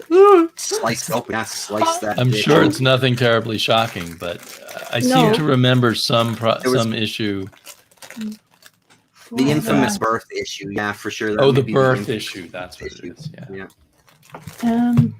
They thought people would be too sensitive. They wouldn't want kids flipping through it at the comic book store. But the value now is not going to be there anymore because I just unpackaged. Your son would have gone to college on that comic. That's right. Way to go, Rasa. Yep. Shame on me. Shame. Yeah. Oh, goodness. Oh, I'm going to destroy this. This polybag is not really friendly to me at all. Shame. Hate polybags. Anyway, so there you go. It's free. It's free. And then it's true again. Still has like this issue, number 6. Yes. No, number 5. It's 44 pages. 44 pages. Oof. And it has, once again, all the panels. Original Marvelman released story as well. The cover and all the things. So really good. It's, as I said, some of those today at the shop that I was at, and they were like $2 a pop. And again, I just flipped right by them because what's the point? Yeah. Wow. Yeah, you see, all information is here, and that's why. Well, this is it, I guess. Oh yeah, naughty maybe. time. Yeah. Marvel, naughty, Marvel. Yeah. Eesh. Yeah, so this is really like they can sense the change of time, the way it was a story, like kind of boxed up in before, but now it's like I'm a bit free. I'm gonna be bold and put more color into it, Right. So Man, I should read that again. It's so good. I'm definitely enjoying, as I say, story is really good, but this back matter is really entertaining. It's actually give you a good feel about another era, how they were writing the comic, just simplicity of it, but the story itself isn't bad. I mean, for that time when they came and reading about this, is still his adventures, how they, he went to be, how he gained his powers by this god professor anyway, and he said, like, I need to find a kid who is going to be my experiments. Like, you're looking for a child? Naughty. Like in this day and age, you will be like, frowned upon. But anyway, so he drops a penny, and our main character picks it up and runs after the old guy to help him give him money back. In this day and age, not going to happen. You wouldn't find your heroes.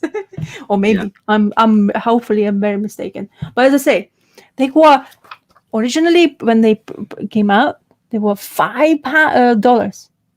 Right. And now it's £1 probably, or £2 or $2 or something like that.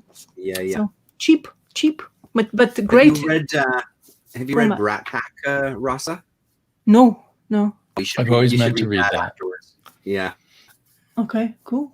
Because it's as I say, it reads really well. The bad guy, I really like the bad guy because of who he is, like the innocent kid. Because what happens to the story, guys. I guess I'm the one who doesn't know the full story. But that Marvelman family, they went into space, all three of them, and this explosion, and one lost the memory, another one died. Well, hopefully, I don't know, whatever happens. We don't know about the third one yet, but what I've read. But the bad guy, the kid, survived. He aged, but not aged. But he still has full strength, and he's like, almost looks like he's like an ugly, fragile, even though he's a strong Marvelman, but he's not as powerful as before. So, very interesting. Yeah. But I'm saying it's surprising. I mean, the amount of information in this book is only this is well worth it because of what you get from it. The interviews, how the story came about, why it was released, like child fantasies, like how you the Komota atomic, something like that. Yeah. So it's amazing how your experience with these things changes, though, when you when you buy them in the back issue bin versus that was $5, and I think you had your choice of $3 comics at the time. Mm-hmm. And I think it didn't sell that well, and I think they made a mistake, kind of. Even though that's a good read for you, I think they kind of made a mistake commercially, and they paid a lot of money for Marvel to get the rights to it, and then they really didn't continue with it. Neil Gaiman was supposed to finish out the series that had never been finished. Mm-hmm. They did a bunch of them at Eclipse too, and those ones are really hard because those are the ones that I haven't read. I have one issue of the Neil Gaiman ones. Yeah, just one issue, because every time I see those are more expensive than the regular Eclipse run, which at a time the regular Eclipse run was up in price. It's gone way down, but the for some reason the Neil Gaiman are like $40 a book. When I see them, $20, $25, $30, it's ridiculous. Which issue is that supposed to be? I can't remember the issue number that starts with. I don't remember off the top of my head. Like a 14 something deep in the issue. Or like, I could look it up, but I want to check because I want to see what I have as well. Yeah, I don't know if Marvel got around to those Gaiman issues yet. So that's and that was going to be my next question. I wonder if Marvel did that, but I'm not sure. See, I think because they made such a high-priced magazine, it didn't sell that well. That's why they did put out some of their cheaper hardbacks of it, but they never put out the nice omnibus hardback. So I have Polly. I have more than one. I've got a couple of them. Polly. So it's And like, those this is issue numbers from Marvel might not even line up with the issue numbers from Eclipse Yeah. because it has such True a enough. complicated publishing history. Romita. Yeah. You can actually see it in the Oh, you size. can tell that's a John Romita. Yeah. Yeah. So, and then this, I just want to show you the covers because they are different in the 9. Yeah. And So for then the Eclipse, it was the Leech. first 16 issues that were Alan Moore, and then after that, from 17 to 24 was the Neil Gaiman stuff. Look, Tobelman is an art Yeah. cover. Really, 2002. This is drawn as well. Tobelman. Wow. Number 12. All right, mature content. In here, it's already warned. They didn't pay Gore, yeah. So I'm guessing they were probably waiting for Gaiman to write the scripts because part of the deal when Gaiman gave or sold them the rights was that he would finish it up. But I'm guessing when the sales weren't that good, everyone lost their enthusiasm and it just fizzled. I don't know. So the issue Kind of a 16 in this Marvel is the last one, and then they came out with annual as well. Yeah, because when the Eclipse ones did, they had some Miracle Man family stuff, and they had a 3D Miracle Man book, and they had a couple of offshoots as well too. And Damien, this annual has all reds in it working. I wanted to open it to show it to you, so you. Because, you know, I think I got a Miracle Man special that Marvel did, which had like a script by Grant Morrison that never got published at the time. I think this is it, Morrison as well. It says annual by Morrison, but let me. So that might be inside. the one I have. Yeah. It's funny that was wrapped in plastic too. I can't remember anything naughty in there. So this is the cover, like you say, and then let's see. So the Priest and the Dragon, Grant Morrison, Joe Quesada, and art, the first one, and Miracleman Family, story by Peter Milligan, and Mike Allred as an art. And of course, so that's Joe Quesada. Good artist, eh? Joe Quesada. Yeah, he was a good artist. It's very dreamy, like state of like very, very futuristic though. And let's see all red stuff. Oh yeah, of course, all red. Wow, this is growth. My God, I want to read that more. And look at that. Ta-da! Well, you can read those stories are out of continuity, so to speak. Yeah. Just some short stories done by people for this annual. Nice. And they weren't published by Eclipse originally, or Yeah. straight from Marvel. So great looking stuff, eh? Yeah, for sure. Yeah. All red is like, you know, all red straight away. I mean, Right. come on. No one else is like all red. Yeah. But it looks really fantastic. And he's perfect for that old school Marvel. So even annual has specials at the back, which is fantastic. Wow. So it's actually give you a script and how the Joe Quesada went into drawing the panels in here as a special. So yeah, as I say, I have plenty of things. But I wanted to check if this is if even has that Neil Gaiman things you were talking about, because that would be kind of shame if you have Alan Moore stuff and then suddenly you forget about whatever content they had from. Yeah, Gore is saying that they didn't get to it. Okay, this is completely different. Look at this. So this is the last issue, number 16. It starts like this. Mm-hmm. And then it doesn't say who is the writer yet. Let me chapter 6 of this. I'm looking for crazy art. Still the same. Yeah, it feels the same. Is that the John Totalwine period for the art? I don't know. You can see the art inside. I can't find information who's doing this. And oh, look at that, crazy. Oh, look at it. So we're gonna have a sex scene, okay? So this starts really nicely. People are having fun, and then boom! We're doing it in the air, and we're so happy. Our clothes magically have disappeared. Yeah. And so why you don't have like you had so much information? Oh, it's continuous. They're going into Nevada, like into things. It's like they even change comics. Yeah, and look, it explodes as well. Yeah. I think this may be our sexiest episode ever. Yeah, I believe so. Dildos, floating dildos, stacks. butt cheeks, and butt cheeks. Yeah, that's right. Stacks. Yeah. Well, why they don't have any? Oh, there you go. So yeah, it's okay. So this it's funny. It says story, original writer. Okay, and art and John told him. Original writer is when Alan Moore said, "Don't put my name on it." I see. Yeah. Oh, look, and the back matter. It's really cool. It's painted things. Yeah, nice. So I'm telling you, this thing I don't has. want to buy the series again, though. Damn it. So look at this. It's such an information pack, like packs of information and jam packed. Even shows you how to draw a nice sex scene in air, in space. Anyway, so yeah, amazing. I'm honestly, but yeah, you'll see. I mean, oh, look at this. This is brilliant. Wow. That's really good. Wow. Pencils. Whatever happened to John Totalbaum? He was amazing. Yeah. Oh, look. So that's where information, advertisement. Miracleman won Neil Gaiman. Gonna come out in 2015. Never came out. Yeah. 2015. Wow. Yeah.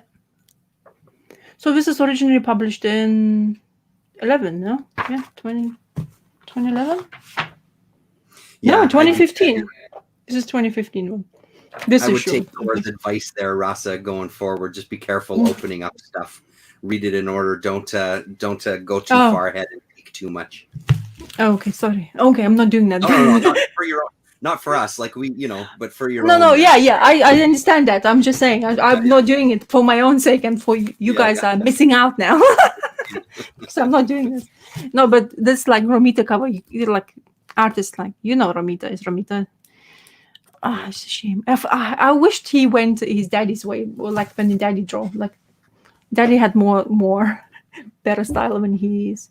His eyes are really crazy for Romita. JR, as you know. JR, yeah. Yeah. So great covers. Junior. But very different, as I said. But as I say, I'm surprised how much back matter it was in this, and how much they basically invested in time in doing this in single format and putting them in the polybag because of the mature content. So I presume what I read, there's this fight scene with the kid Miracleman, and his wife was running. So I presume she's gonna be this, yes. In my perception of what's gonna happen, because it's he says run, and he's more stronger. The kid, the evil guy, I forgot his name anyway, but he was like much stronger than Miracleman, and he was like a ragdoll. Yeah. It's like, where's the miracle part? I mean, come on, man, fight. And he's like, I'm an old guy, I aged, I forgot about my powers. So I guess if you wanted to be strong one, you have to be a child to get that youth spirit in you. I'm excited for you to read Miracleman, and then seriously, I'm excited for you to read Brat Pack, so we can talk about those books, because dude, they're amazing. Cool. Yeah. I am looking forward. I even remember I told you that I thought I sold them to my comic book guy, and I was like, oh, when you start talking about them, it's like, oh shit, I think I had those reprints or whatever, the Marvel ones. Thanks. Those busy attorneys. Yeah. Working the ass off, man. I mean, you paying pretty mad penny for those, man. They're raking up, eh? Cool. Anyway, so I was thinking that I don't have them, and suddenly I was looking in, and it's like, what is this polybag? Sure, I don't have them. Polybagged like this.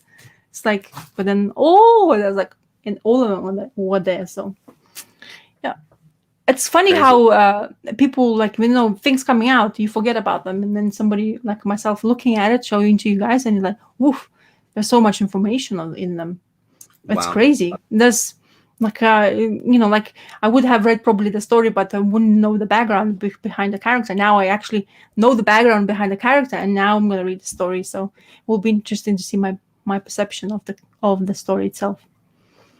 Zesty mentions I just rewatched the Crumb documentary not too long ago, so I could listen to the commentary track that I don't think I'd ever listened to. And Crumb did the same thing. He drew like inches away from the paper as well, too, like intense. Yeah. I wonder if that affects the style, like it makes it more detailed because you're so close to your small patch of focused paper. on one small area. Yeah. Oh. What else you got? You guys have energy for another round?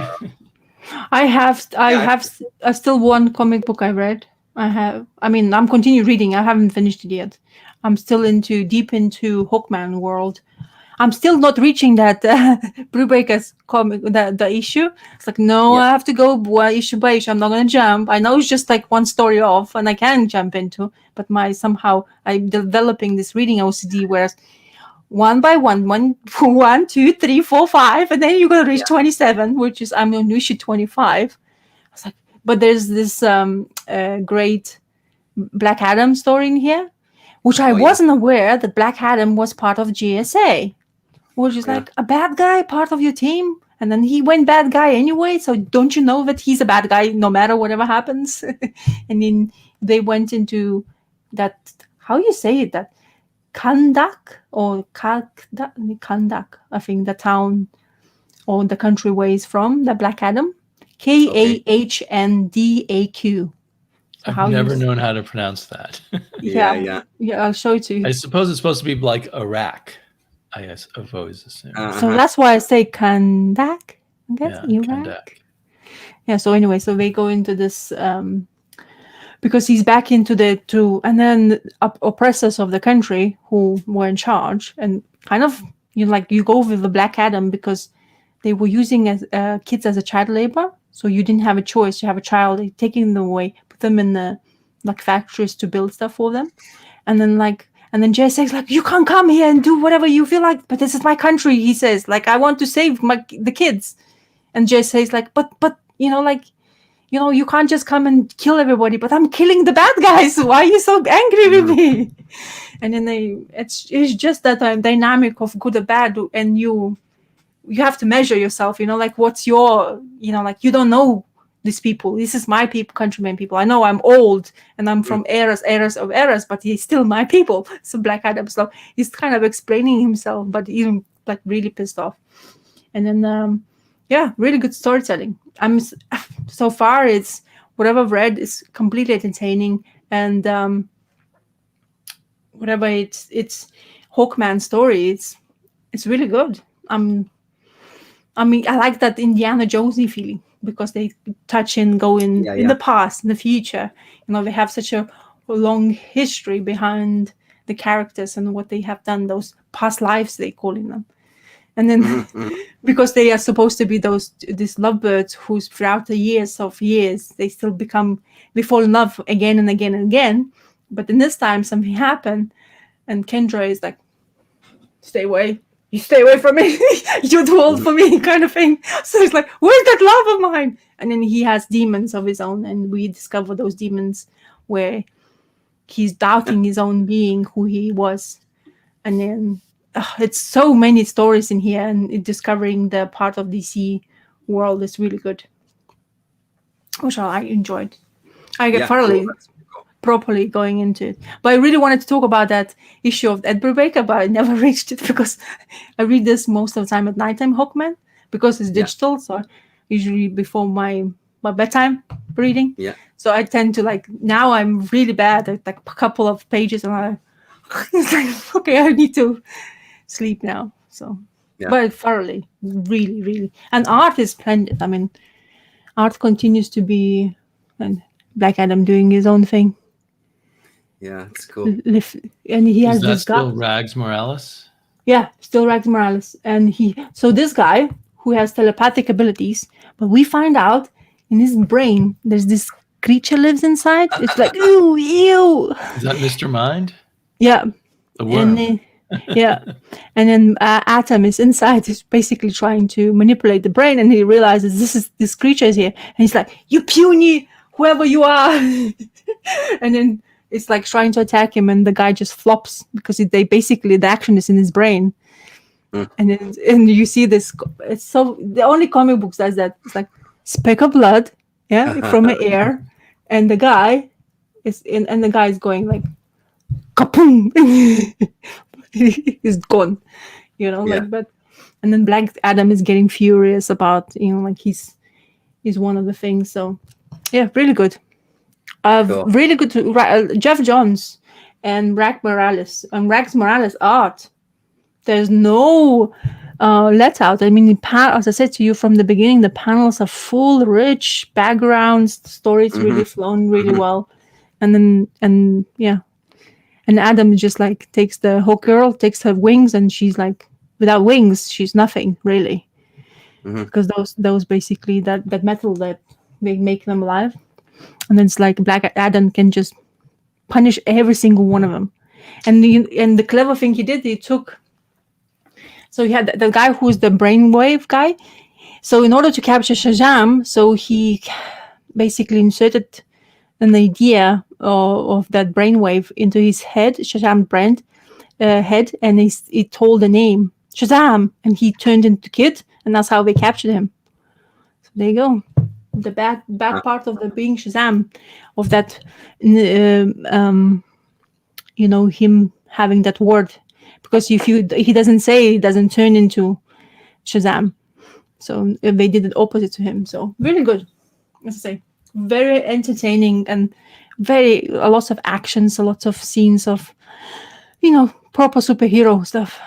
So I always like to have, you have all your other things and then something kind of like easy to read, nothing to think about, just laugh a little bit because of how they will tackle the story or issue, and it's going into, I'm not sure how it's going to end, because the Hawkman in here is becoming a little bit mentally disturbed because they were playing with his mind, and because Kendra is not next to him now, of being his love life and like a sane part of himself, he's struggling. So Jeff Johns doing really well, like, actually. I mean, I read these Green Lanterns. I thoroughly enjoyed. So reading this is actually almost to the point of saying the guy knows how I know why he's been writing so many times for DC. It's really entertaining. It's easy read. Yeah. For that. Zesty was talking about a Black Adam movie, which I didn't know that was a thing. And then Pierce Brosnan playing Dr. Fate.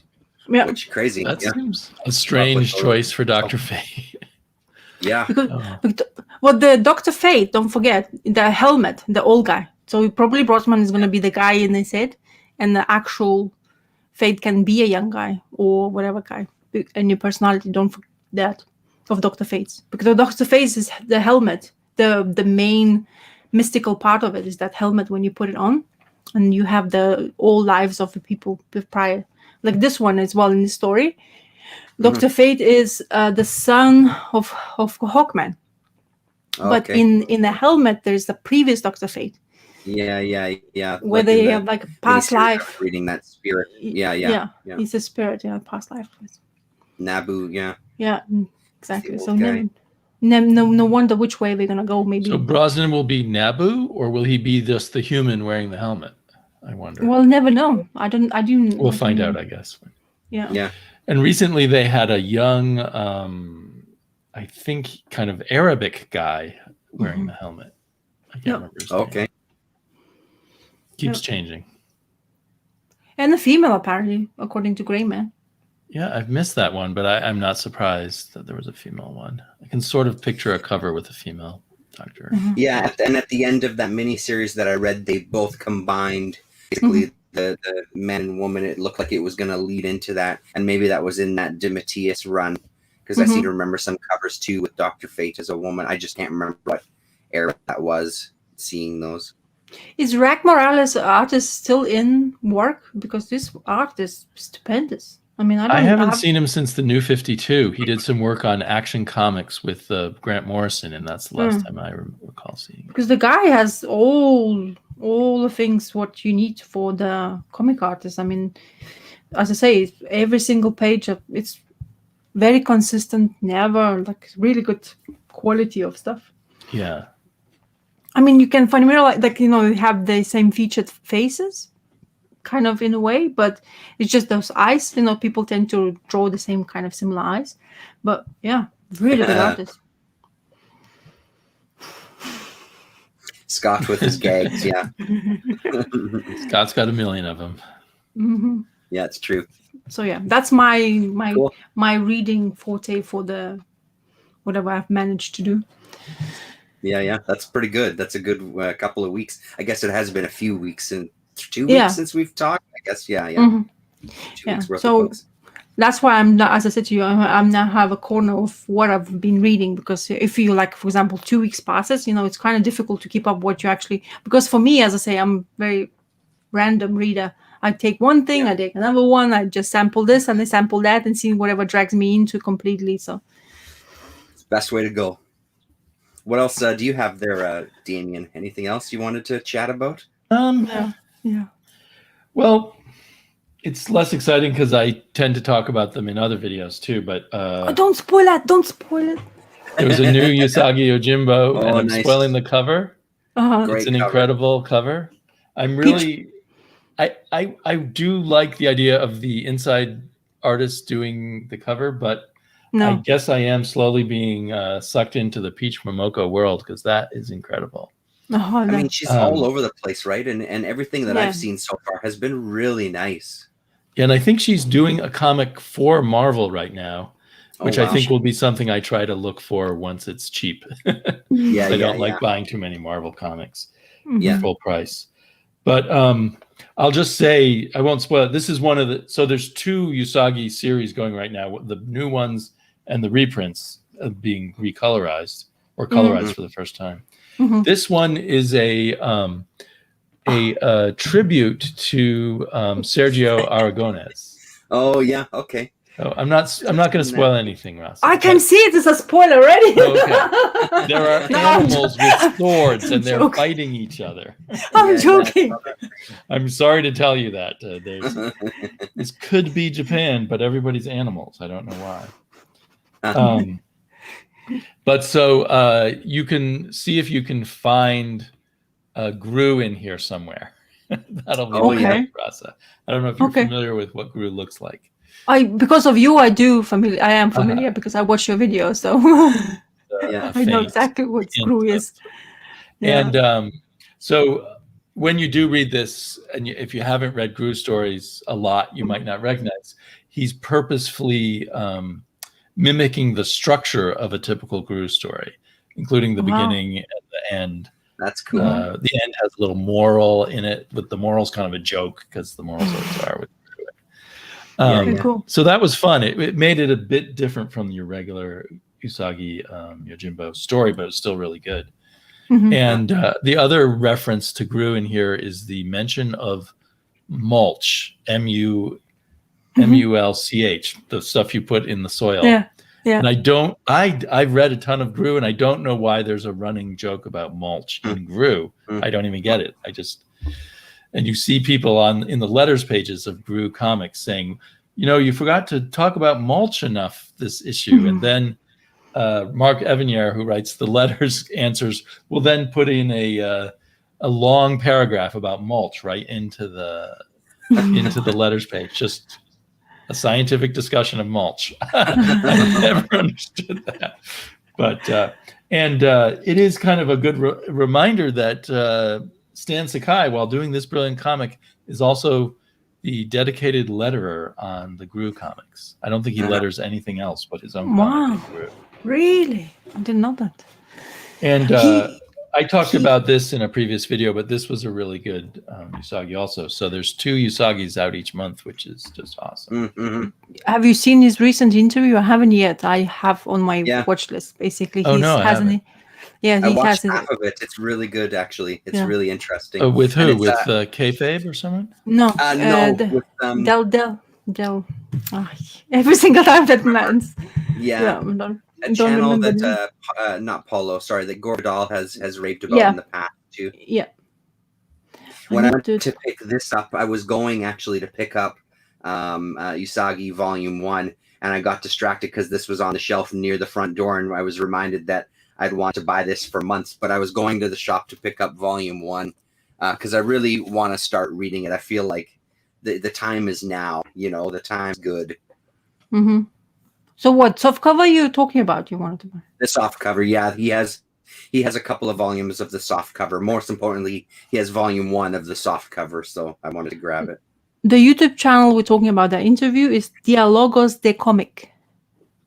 Oh, That's how it's Haven't heard called. of that one. DDC. He interviews lots. Scott Young just came recently talking to him. It's very interesting what they were talking, because I like Scott Young because of the I Hate Fairland, and he just announced that. Yeah. Well, not announced, but he said that he might do a new series, which is like, oh, Gertrude is back kind of thing, because she's great in that story. Scott Young has been drawing and writing.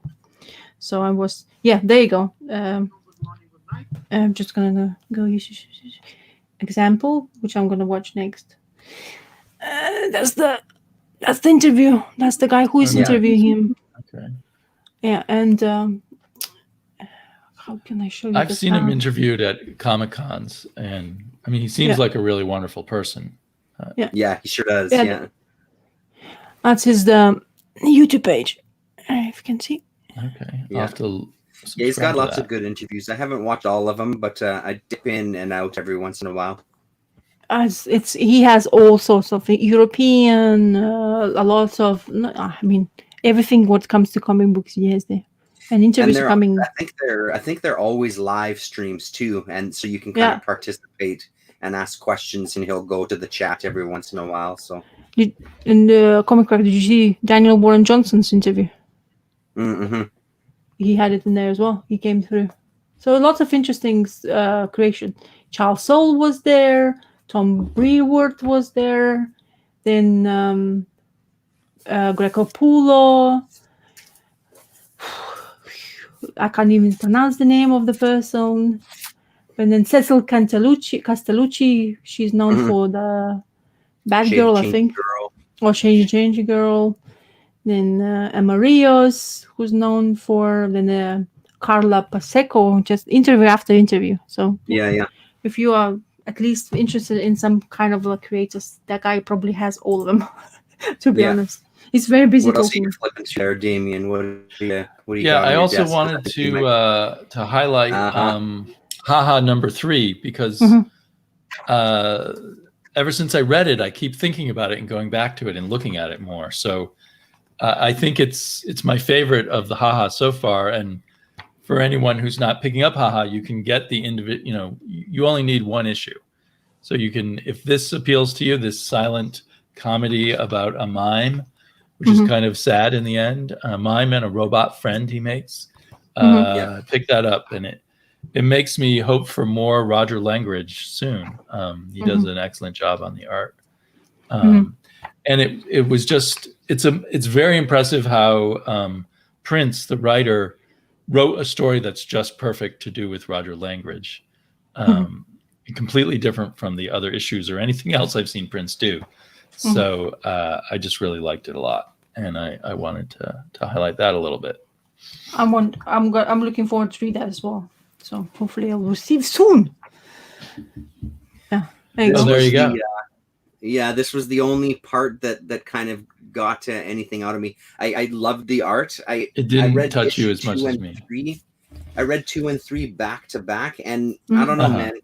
Neither really did too much for me. It's not like I hated them. I mean, I read them. I enjoyed reading them enough, but overall, I just wasn't feeling it. I feel like, I mean, like when it first got announced, the idea of, kind of the sad clown thing was already a bit of a difficult pill to swallow. Yeah.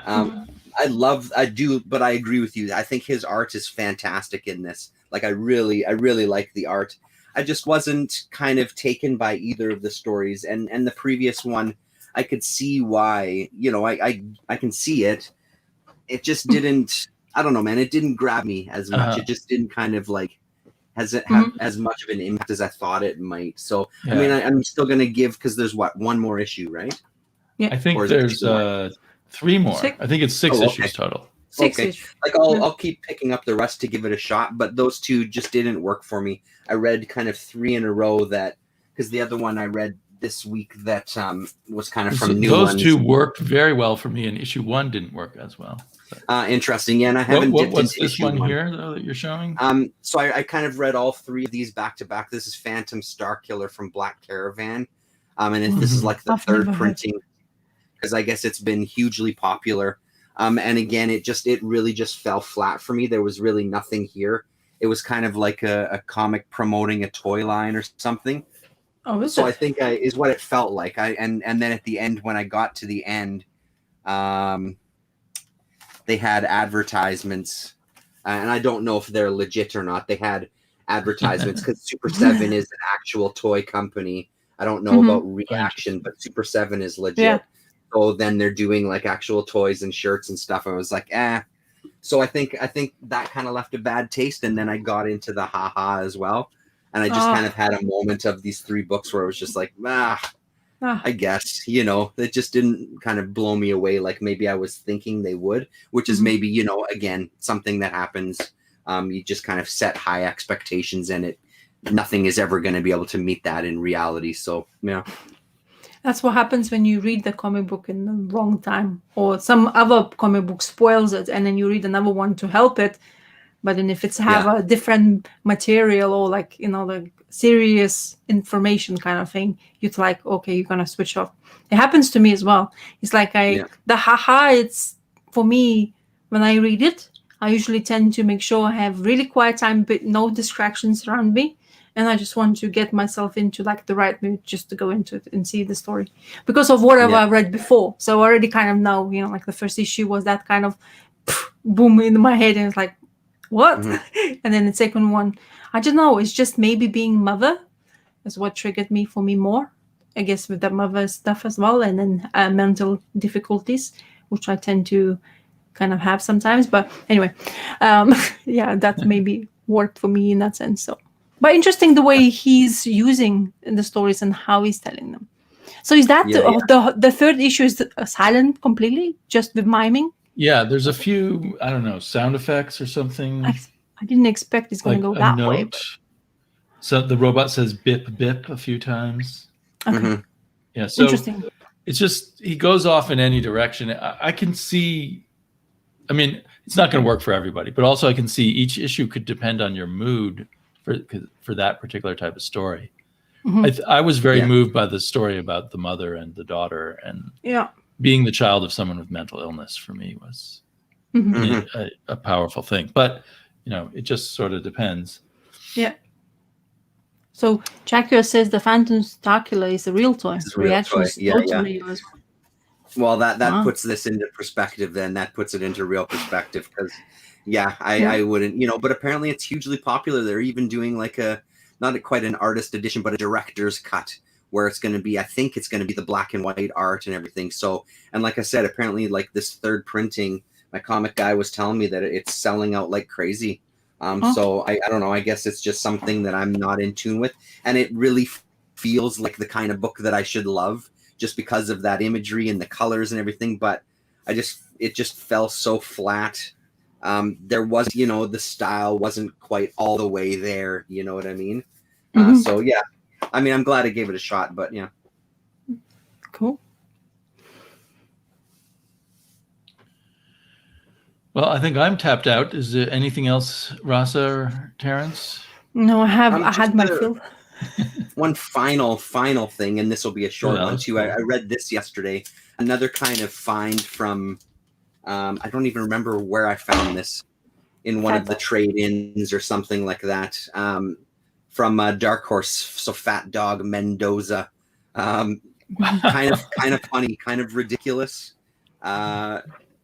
Not bad. Like in the intro, he says, "Dear customer, thank you for buying this product. Please buy another and put it in a bag. Remember, it's people like you who give comics a bad name."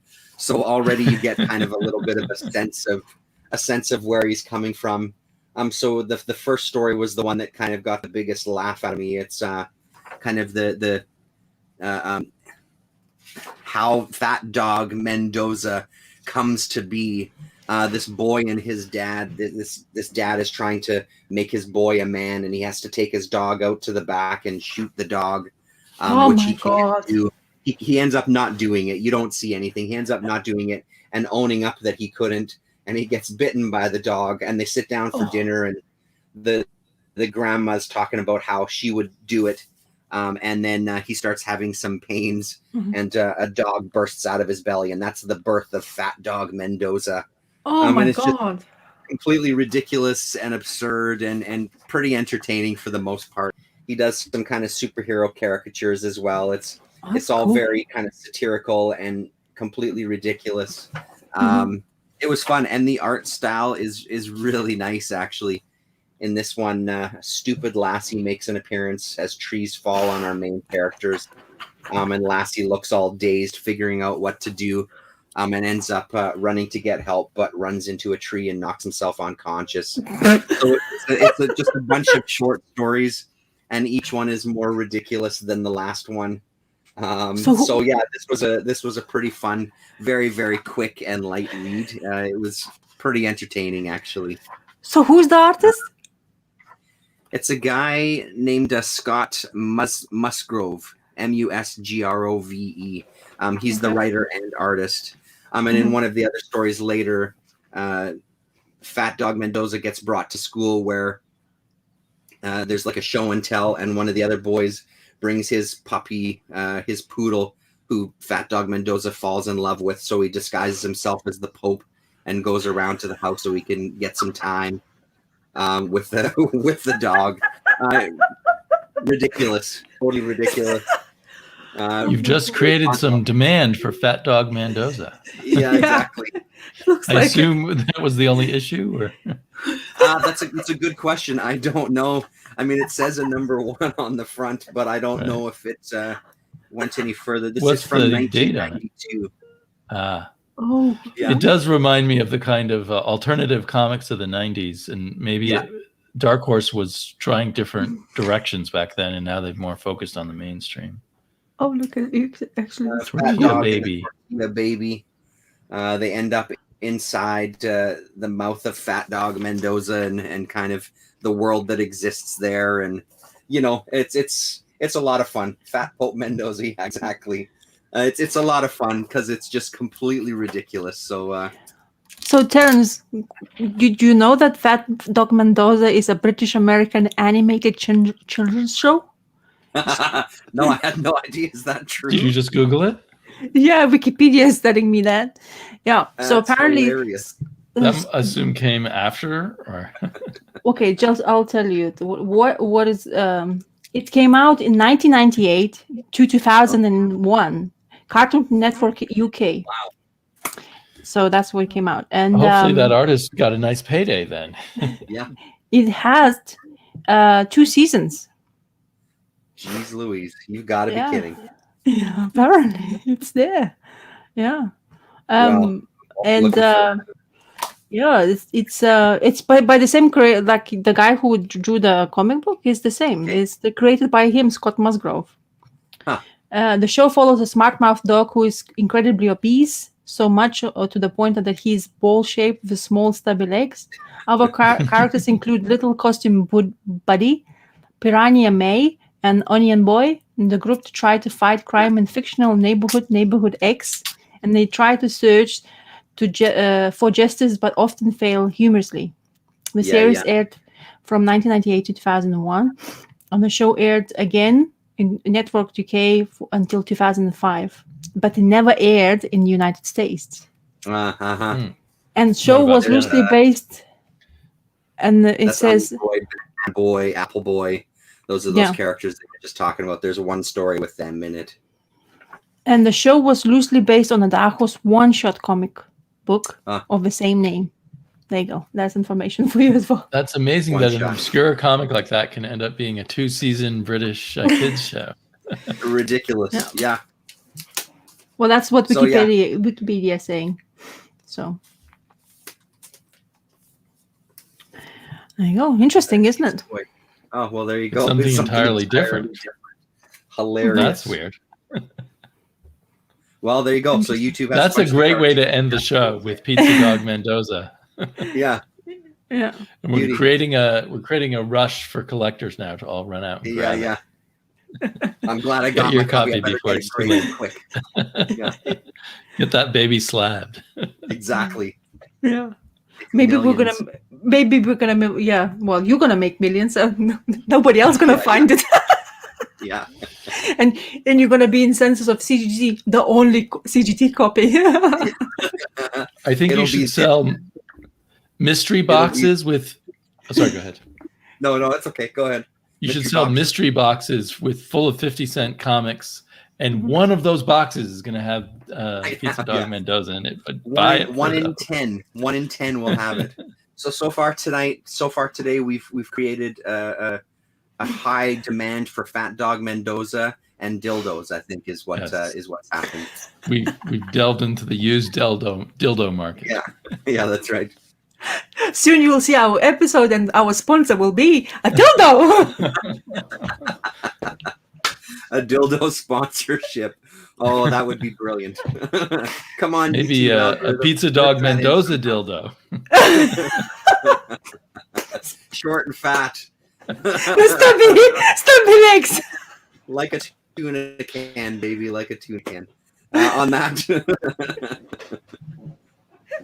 All right, everybody. Okay.